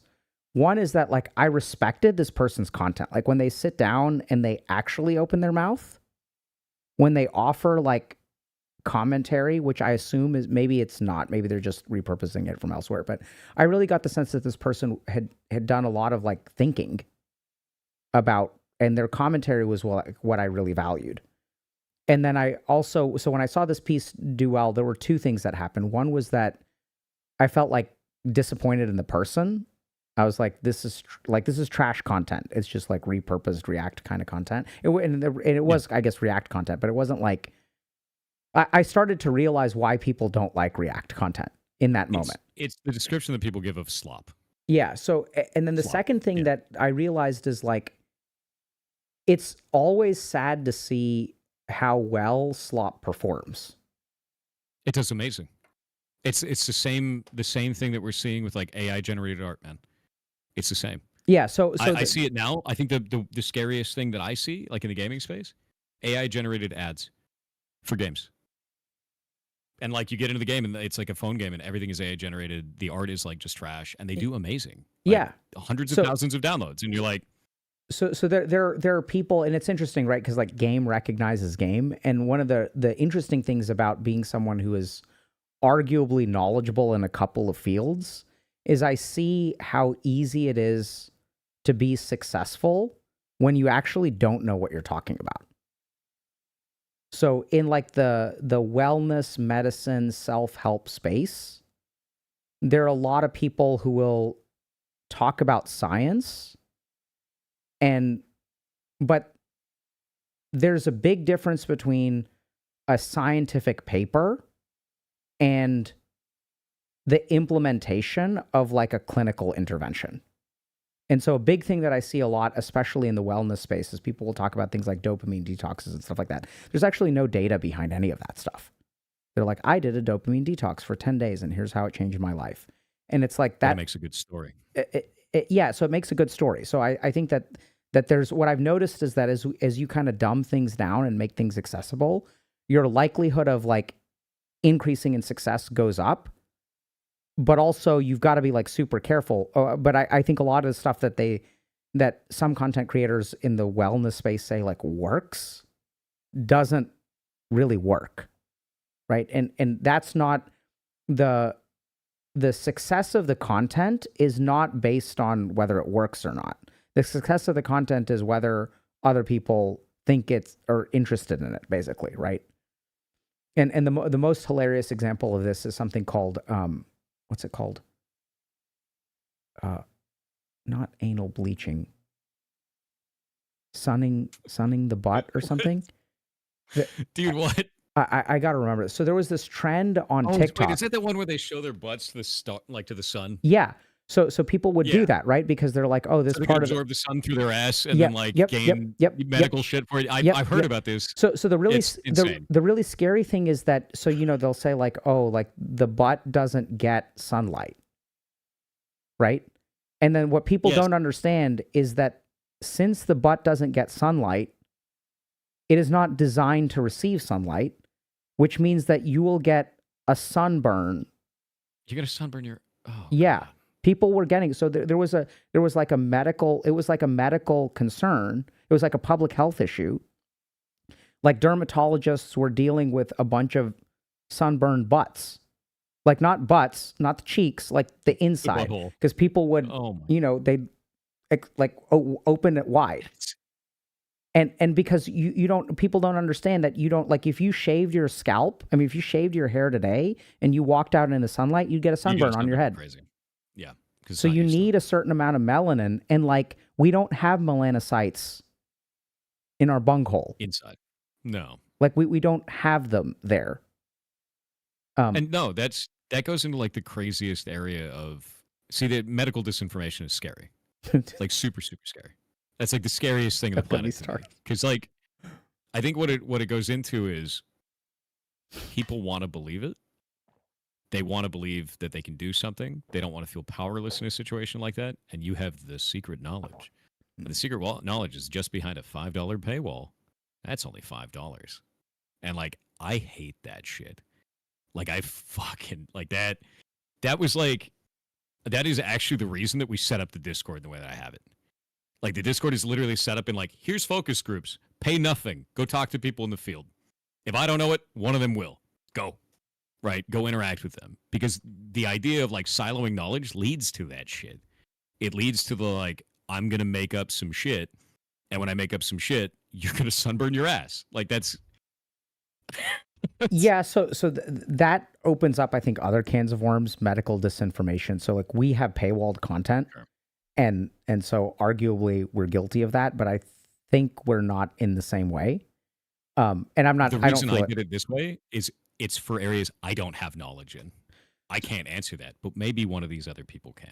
And there's a consensus, not just like a silo. Anyway, I think it's a fair complaint, and it's criticism that we have been accused of. Really? Oh yeah. So people think we're very, very like money oriented, which we're sort of money oriented, but like not really. Your business, yeah. Yeah. So I think that that too is something that I think is like, I don't like that connotation. So people think that there's like a homogeneity there. So for example, like we launched like a membership in 2023. Sure. We have like some paid content and stuff. And the TLDR of it is like, I think it's so interesting to hear, but it was the more free stuff you provide. When you build free stuff for a lot of people, it costs more, which is not something that I understood when I became a content creator. That is absolutely the case. And so that was something that, like, I think a lot of people,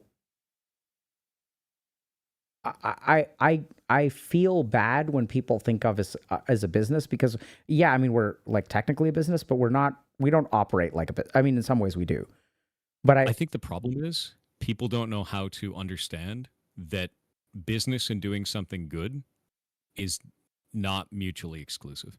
So I would even argue that business and doing something good is the best way to do things. Yes. And the reason for that is really simple. I went to a lot of places where doing good was very separated from business. So the at the top of the list is like ashrams, nonprofits, spiritual teachers, people who are like philanthropic and were doing things for the good of the world. Generally speaking, I saw the largest abuses of power in those kinds of scenarios. There's a lot of, like, the moment that you become a nonprofit, like I've seen so many toxic work environments in investment banking and in nonprofits. Because in nonprofits, it's like, we're doing it for the ferrets. We can't pay you a lot, but we're doing it for the ferrets. So one of the really interesting things that we tried to do very intentionally was like, I'm not your guru. If you want my help, I'm going to give you some stuff for free. And if you want this other stuff that takes a lot of energy and resources to build, you got to pay for it. And I think that interestingly enough, when I was training to become a psychiatrist, like, creating a transaction protects us from a feeling of indebtedness. And the moment that you add indebtedness to the equation, the moment you start doing extra for your patients, doing things for free, if you do something for free, then like it makes things muddy. And that's what happens with a lot of these like spiritual organizations. So we kind of very intentionally did it, but we also get criticized for it, which I think is like also a fair criticism. Like, I think that the people who say those kinds of things, I think they usually don't have information. But I think that they're, it's a valid criticism on some level. I think that makes sense. I mean, like, with the rescue, I intentionally did not make it a charity. Like, I was like, I'm not doing that, because the first thing, and I talked to people, I was like, hey, we're thinking about starting a rescue. First thing that showed up in chat is, oh, you're just going to try and take a tax break. And I was like, that's valid. I'm going to look into this more. And I was like, I don't want to take money from my left hand and put it in my right hand and be like, I'm not paying taxes on that. Like, that's fucking weird, right? Because it's still technically it's all the same thing. We're all just meeting the same objective. So it's made it part of the business. And now I can just pay employees and do the whole thing. And like, yeah, Ferret Rescue makes money. It does. The ad revenue off of that allows me to hire people to run a rescue. So I pay for their medical and pay for their food. And like, that's not small. I've also seen, I had a job at a place that was a nonprofit with a charitable mission, but was also like, and the problem is that oftentimes if you don't structure it like a business, it doesn't stay self-sustainable.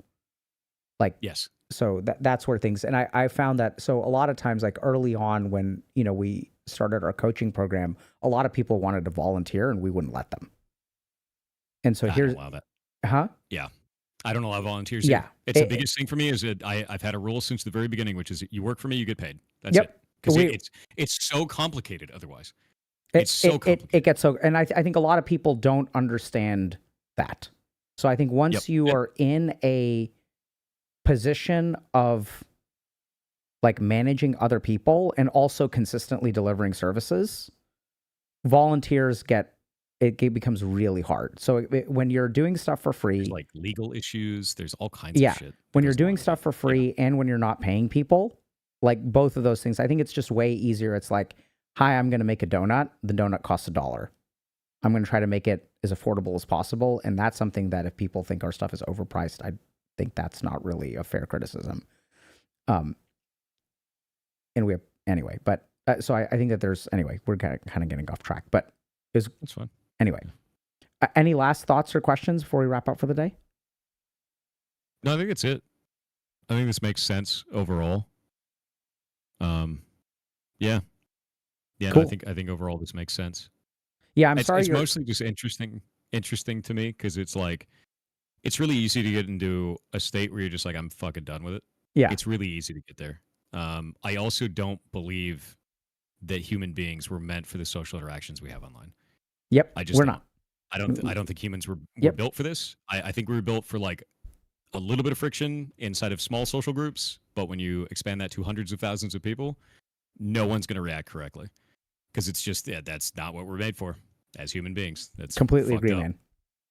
Yep. All right, man. Well, I hope things calm down for you. I hope if people like watch this, like, I'm sure that Thor made mistakes, but I don't think I don't think it's fair. I'll say that. I don't usually say those kinds of things, but I'm going to go ahead and say that. Maybe I'm wrong. I wasn't there. I didn't watch it. I haven't seen everything that happened. But I like, can't we agree that like death threats and harassment and things like that is enough at some point?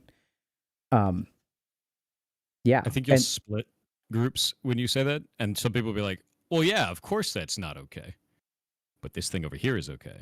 But what I found that I think something that a lot of people forget online is when you make something, either a company or a person or a group, the subject of ridicule en masse, it empowers the people that think that that is an okay step.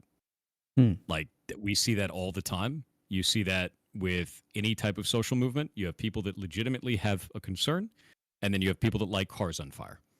Like that's just how that goes. And the more people you have, the more that isolated extreme response group Yeah. also expands.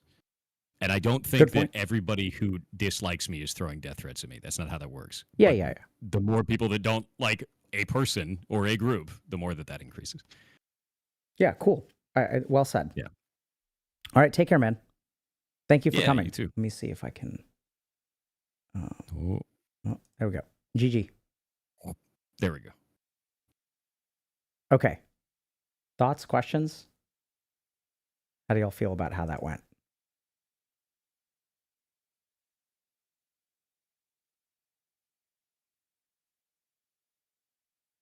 So, post-game analysis. Easy. Meet people where they're at. Right? Meet people where they're at. That is the post-game analysis.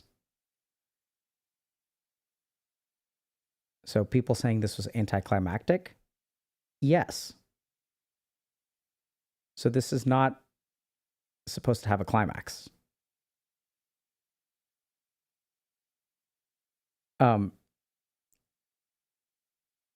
So I think this is a really good example of what we were talking about, like even Thor and I were talking about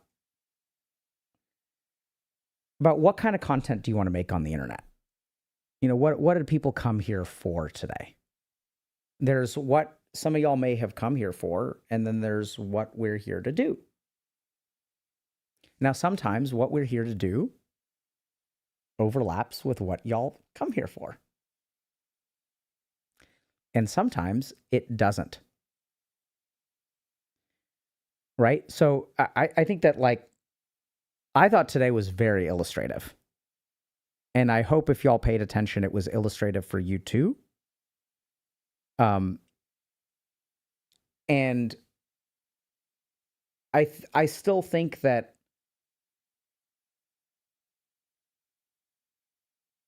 noticing the disconnects is really important. So this is a process, right? So this doesn't make sense to me is a great way to start your learning.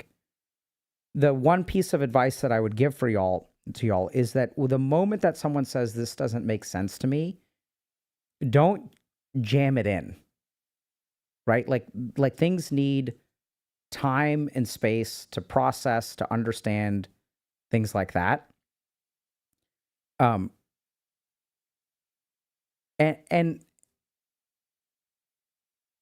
And so, like, that's okay.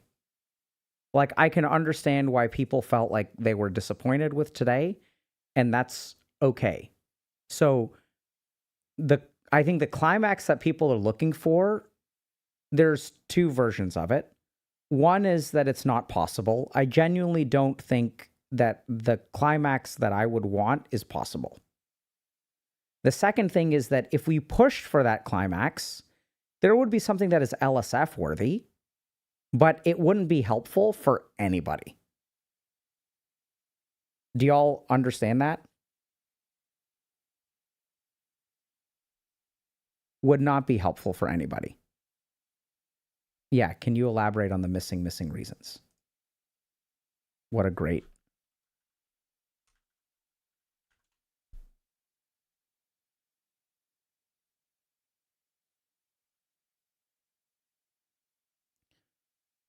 So, let's talk about this. The missing reasons. Members of estranged parents forums often say their children never gave them any reason for the estrangement, then turn around and reveal that their children did tell them why. But the reasons their children give, the infamous missing reasons, are missing. My sons consistently refuse to reply to my emails and let calls go to voicemail, or barely speak if they do answer. They accuse me of being... My sons consistently refuse to reply to my emails and let my calls go to voicemail, or barely speak if they do answer. They accuse me of being a terrible person, but won't elaborate about exactly what I've done. Well, sometimes they do, but it doesn't make sense, at least to me. For example, it's hard to be part of the birth of a grandchild if I didn't even know that I was going to have one.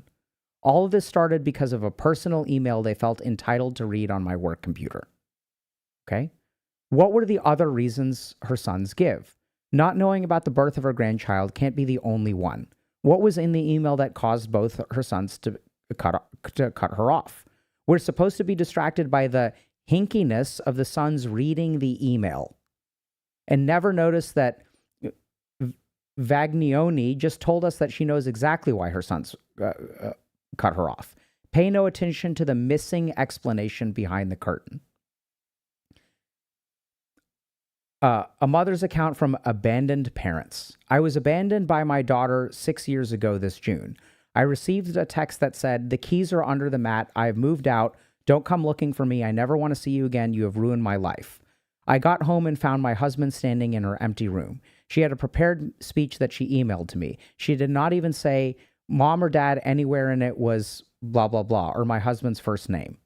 She stopped communicating with me about 1 year after that. But each time I asked why I got the prepared speech or some slung together four-letter words that I didn't appreciate. All my husband said was, I was 18. She's 18. I was expecting this. I wasn't. What was in the prepared speech? Why did her father expect her to move out at 18? The mother has two different sources of explanations at her fingertips, and she turns to neither, nor does she repeat so much as a scrap of her daughter's allegations. So, strongly recommend if y'all like. It's a great read. It's significantly, it's significantly longer. I don't think. Please don't take this as a how can I say this? Don't take this as like a license that this is what Thor is. This is a one-to-one with Thor. I think this happens to all of us. So what I heard in Thor's story today was missing reasons. I was smug. And then all of this stuff happened. There's a disconnect there. And this happens to all of us, right? When someone does something mean to us, we say, oh my God, this came out of nowhere. I can't believe they did this. This is unfair. We say this stuff all the time. Like we see it all the time. I was banned unfairly from the subreddit. I was banned from the Discord. This is unfair. Happens all the time. I got banned from chat. And so like in your life, this is the important thing, right? So why do we have these conversations? Who knows what really happened? I don't know. I don't know what's appropriate. I don't know what's inappropriate. I think death threats are too much. I really, really, really doubt that Thor has done anything to warrant the amount of psychological suffering that he's gone through. And a lot of the reason that people don't realize that is because when you're one person posting something in chat, once again, the avalanche doesn't feel responsible for the snowflake. I mean, the snowflake doesn't feel responsible for the avalanche, right? You're like, I just did this thing. It's not that big of a deal. But what you really have to think about is that thing you are adding on. So if someone is getting beat up by 15 people and each person kicks them 10 times and you go in and you give them one kick, how many bones they have broken is not dependent on your one kick, but it is one of the 150 kicks that they're getting. It is an aggregate responsible. This dogpiling stuff I don't think is healthy. Okay? That being said, we also, I think there's disconnects. So, and I think some of this stuff, kind of like we got to a couple of them, right? One is like, I'm trying to be logical, but it's not working in the right way. And if you experience that, then I think you need to reevaluate. And this is why it's so hard, is because it feels so counterintuitive. I'm being direct. I don't want to be emotionally manipulative. I think I am doing the right thing. Now, when you think you are doing the right thing and other people think you are doing the wrong thing, that is when you'll see this kind of escalation.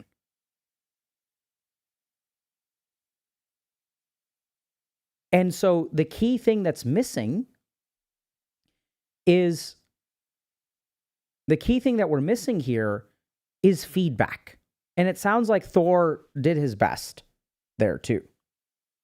We're like, you have to like talk to people. But the problem is like when you're dealing with trolls on the internet, talking to them doesn't work. So it's kind of like in a regular human society, we have one option to resolve things like this, which is communicating directly with the person who has a problem with us. Now we have a real problem because that is not an option in today's world anymore. It becomes way harder to do because people are just going to show up. They just want you to be wrong. They don't care. The last thing they want to do is show up and them be wrong. When you try to communicate with one of your haters, what is the likelihood that even if they're wrong, they're going to apologize to you? Very low. When y'all deal with people who are mad at you, how often do they apologize? Interestingly enough, the more wrong they are, the more you point it out to them, the more their psychological defense mechanisms get triggered, and the more they dig their heels in. How is this guy supposed to win?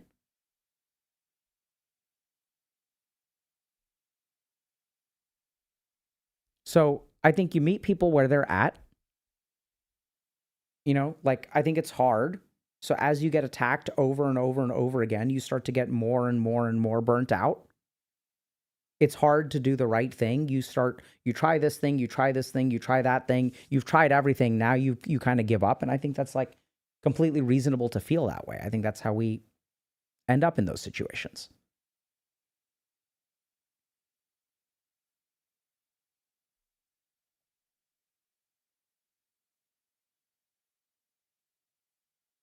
Yeah, so this is a great question. Maybe we'll do a video about this. Is there a common psychological explanation for having such a disconnect between your own and others' perception of your actions? Absolutely. So I pulled this. I wasn't sure if this was actually worth reading from because this is a bit extreme.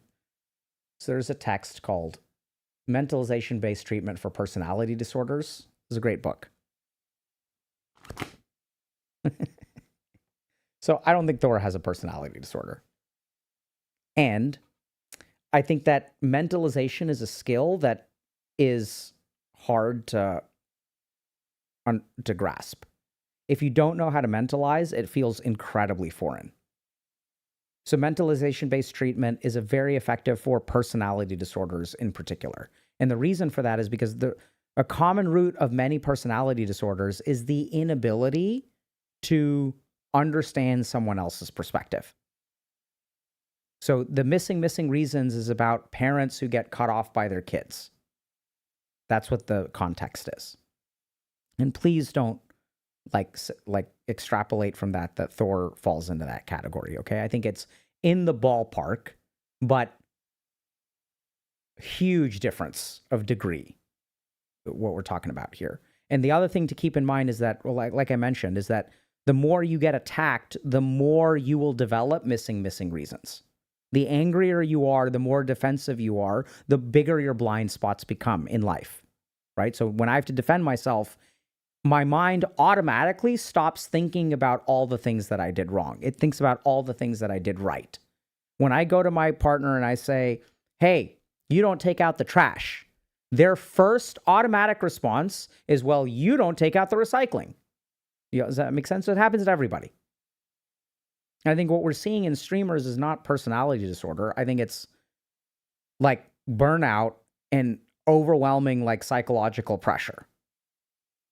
But the question was, what do we call that? It's mentalization. So let me see if I can find. Let me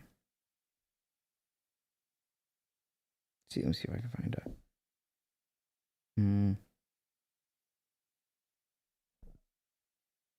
Okay. Mentalizing is the ability to understand actions by both other people and oneself in terms of thoughts, feelings, wishes, and desires. It is a very human capability that underpins everyday interactions. So I think what we see in a lot of people is not a deficit, but the better you are at understanding yourself and others in terms of thoughts, feelings, desires, like in actions. Like once we understand that there's a complex person inside here and in other people that determines what they do, it changes the game drastically. So I think my favorite example and people on the internet are terrible at mentalizing. So my favorite example of this is when I post about this hero is OP, this champion or whatever, this character is OP in this video game. How do I beat it?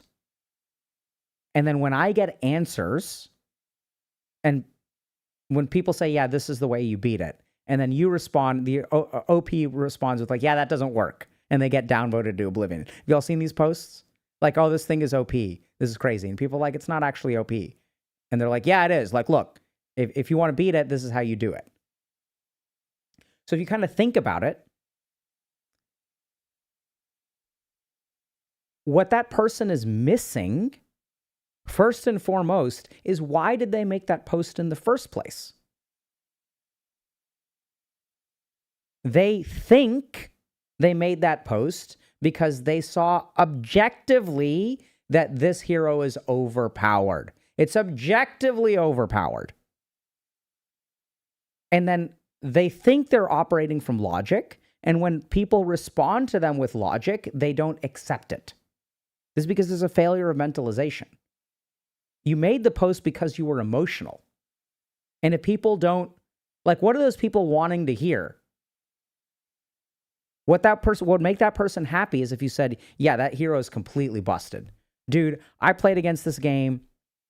Like, there was an enemy that had this hero or champion or character or whatever, got out of control. We couldn't do anything. That's what the person wants to hear. That's not what they ask. So mentalizing helps us understand our own actions. Why am I mad at this person? Why am I avoiding breaking this bad news to my friend? Why? What is the internal calculus that leads people to act in a particular way? And generally speaking, when we have difficulty mentalizing, we see other people as one-dimensional. So how do you know if you need to mentalize? Do you see other people as one-dimensional? This person is bad. This person is just a bad person. And we see this all the time on the internet, right? So like, this person's a hypocrite. Done. Finished. Right? We see this in politics. Oh, this person is the embodiment of the devil. Everything that's going wrong in this country is because of this person. We don't think about other human beings as complex organisms with thoughts, feelings, behaviors. Sometimes people change their mind. What happens when someone learns from their mistakes? We call them a hypocrite. right?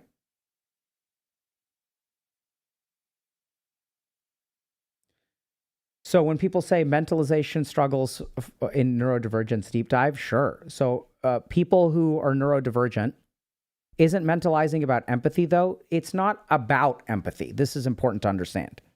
Empathy is a capacity. Mentalization is a skill.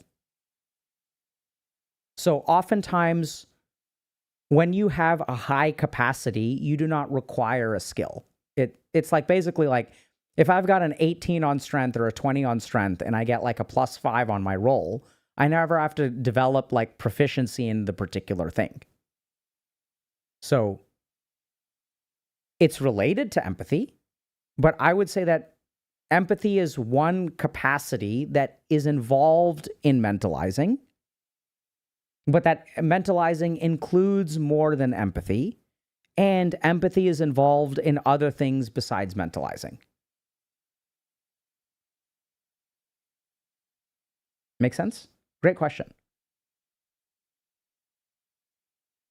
Perspective taking is one of the things that you could call it. Where does Thor fall on the scale? I don't know. Right? So it's beyond the scope of our collabs, interviews, call them whatever you want, to assess where people fall on scales. So he wanted to talk about this particular thing.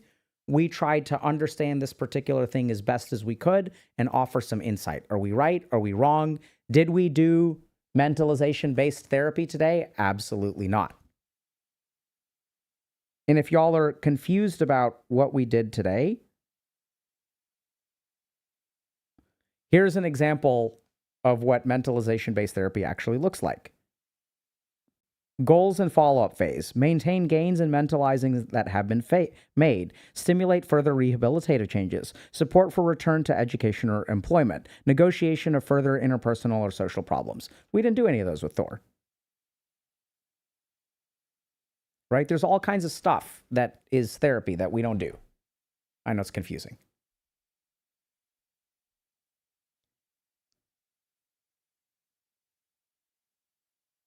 The book is, I wouldn't recommend that you guys read this, but it's Mentalization-Based Treatment for Personality Disorders. It's a really good book. We'll try to do something about mentalization, maybe. It's just hard. So mentalization is like, it's hard to make a video about because it's boring. It's useful, but it's boring. But we'll try. I'll give it a shot. Did you feel like I reached through to him? See, the problem with that question is that reaching through is binary. Did I reach through? No. It's what degree of reaching through did we do? We reached through as far as we could. That's what I would say. Right? And reaching through also implies an objective place where we're starting and place where we want to go. It implies that if I said yes, that we succeeded. But that presumes that there's a right and there's a wrong. I don't think that that's a fair presumption.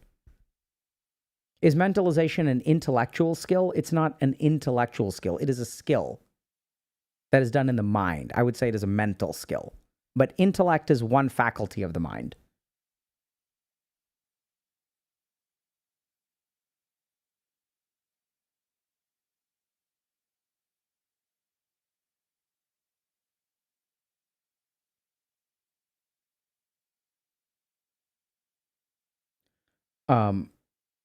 Okay.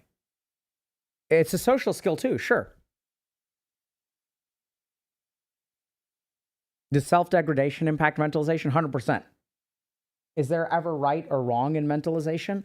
I think so. The whole point of mentalization is that, so when we were looking at the missing reasons, when a parent says, I had no idea that my daughter was going to leave in the middle of the night and leave a note saying that they're never going to see me again. And the dad says, she's 18, I saw this coming. So I think that there is right or wrong in mentalization. There is an accurate way to mentalize your own thought process, your own actions, and an accurate way to mentalize somebody else's thought processes. So a really good example of wrong mentalization is I will work with a lot of people who blame a certain attribute, a demographic attribute of their identity or who they are for why they are behind in life. So I believe that things like systemic bias and systemic racism exist. And if you get fired from your job, it's not necessarily because people are racist. So I see failures of mentalization. Like I've had patients that because if you struggle with mentalization, I don't think it's that, and this is where I think it's a chicken or egg thing that we need to understand. If you suck at mentalizing, you are going to latch on to something that allows you to not mentalize. So I don't think people who are sensitive to race are narcissistic. I think people who are incredibly narcissistic will latch on to issues of identity as a means of propagating their identity, like their narcissism, sorry. But there are absolutely failures to mentalize. Hey, what is it?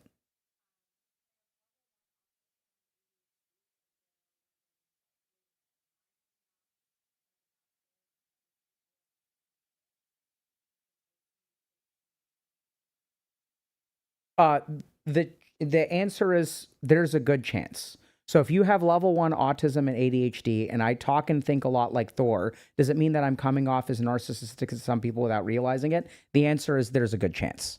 I wouldn't quite jump to narcissistic, but if you communicate in a very logical way, will you rub people the wrong way? 100%. And this is literally the nature of communication difficulties in neurodivergence. Like literally the nature, right? So the empathic circuits of our brain function differently. And so we tend to be hyperlogical, and other people don't like that. Now, are you coming off as narcissistic? We don't know, right? We'd have to talk to the other person. We'd have to ask them, what is your experience with me?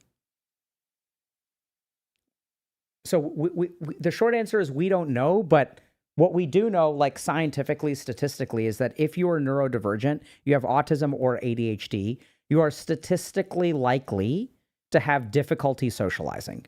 It is a feature of the condition. And we also know that treatment of the condition involves filling in some of those gaps.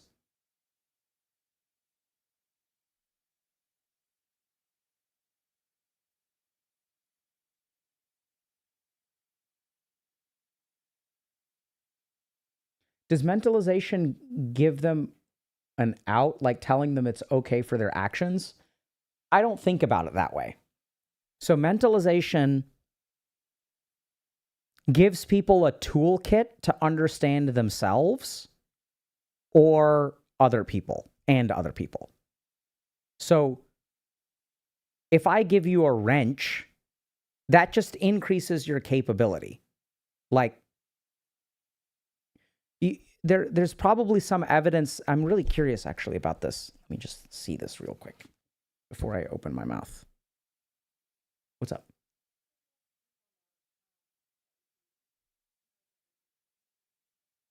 Okay.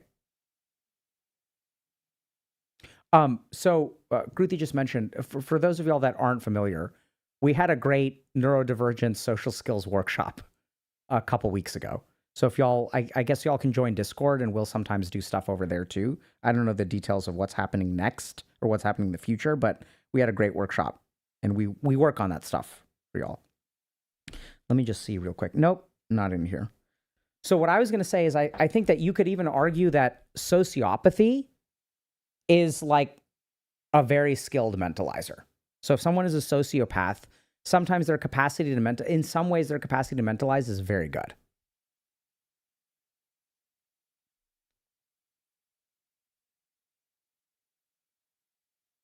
Okay, so Icy Slush is saying the Discord event for that was great, and the workshop event was great. Okay, good. Happy to hear.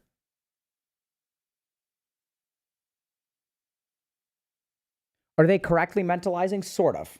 So I think that usually sociopaths are correct with some part of their mentalization, but the empathic component is incomplete.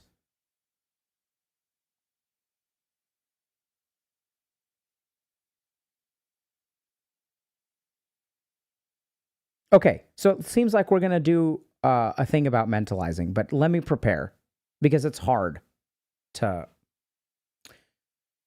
Mentalizing is like hard to teach because I don't know if this kind of makes sense. Like there were so many times during the call today where Thor was like, that doesn't make sense to me. That's the nature of mentalizing. The reason it's hard and why it's so effective is it's like giving someone who is blind sight. And before they understand what sight is, if you're like, this is red, and they're like, I don't know what that means. So it's hard. I'll work on it.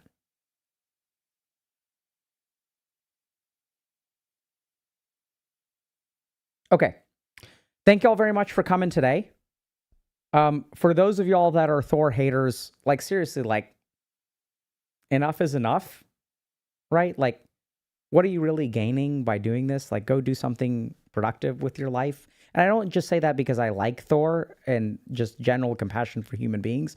I genuinely believe that for 95% of the time, 95 to 99% of the time, giving into hate and trolling does not help you.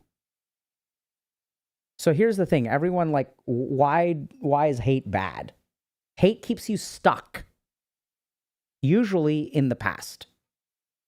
Now, there may be some situations if we're talking about things like genocidal conflicts or whatever, where it's like kind of justified. But if we're talking about like your ex or a content creator on the internet, hate is usually just a waste of time and an exhaustion of your emotional energy. So anytime you hate someone, you feel motivated to do something about it. Here's what I want y'all to understand. The brain has a limited capacity for emotional experience. We have like an emotional battery that's full at the beginning of the day. When we experience one emotion, we lose that capacity. So this is why, like, if you've been through something that's very emotionally difficult, at some point you just start to feel numb. The more, I would describe it not as a battery, but actually as a water balloon that's really full. And at the very beginning, the moment that you open it, a lot of water comes out. The pressure is high. But the more that your emotions get drained, the harder it is to get them out and the less momentum you've got. The other big thing that people don't really appreciate is that emotions are the primary source of motivation. The simplest way to motivate a human being is to activate their emotions. So we see this in political theaters all across the globe. If we can get people emotionally excited, we'll win the election. So when we hate, when we spend hours of our day or even minutes of our day with a surge of hatred, the amount of emotional energy and motivational drive that we have for the rest of the day is depleted. And what you will find is one of two things. People, 95% of people who are incredibly productive don't get emotionally caught up in things. You just won't see it. We interviewed Mr. Who's the Boss, 20 million subscribers on YouTube, doesn't get emotionally caught up in shit. I think that's a correlation. The second thing is that there's a minority of people who stoke the emotion and that becomes their primary motivator. I'm going to prove people wrong. And every day I feel insecure and I'm going to show them. And every day it drives me to work harder. Those people can be successful, but they're almost never happy. So be careful about hatred. It hurts you a lot more than it hurts the other person most of the time.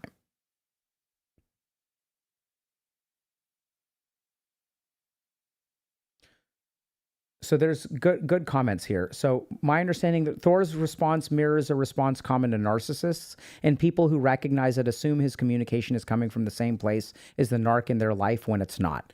So I think that's a really brilliant insight, Celly Beans, because you're right that people will look at that and say this guy is narcissistic because he exhibits some features of that.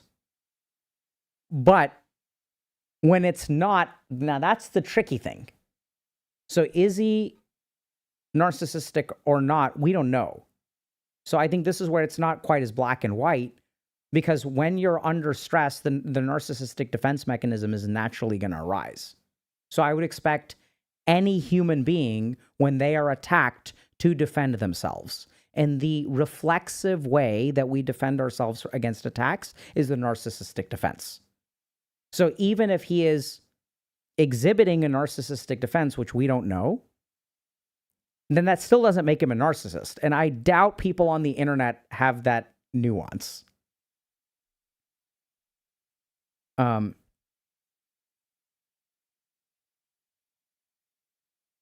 But what if that dissection just becomes nihilism? Sorry, being naughty earlier. Love your content. It's helped me break down a lot of my mental blocks. I don't understand which dissection we're referring to. Okay. Someone's, how do you trigger your emotion for motivation in a healthy way? I filmed a video a couple days ago. It's in editing. I think it's going to come out in June for how to trigger your motivation. So why is it coming out in June? Because we've got a lot of bangers coming out for y'all in May that are already lined up. So we got to get through those bangers first, and then we'll get to how to trigger motivation. And then I'll add mentalization to the list. Okay. Thank y'all very much for coming today. It's been fun. So we're like streaming a little bit more nowadays. It's nice to be back, y'all. I think, we took a little detour there for like 18 months. And it's nice to be back talking to people, hanging out with chat, answering questions. I'll prepare a lecture on mentalization. It probably won't happen in May because we're already stacked for May. But we'll see. And then wish me luck. I'm going to play Expedition 33. So I heard great things. So I'm done. It's the weekend.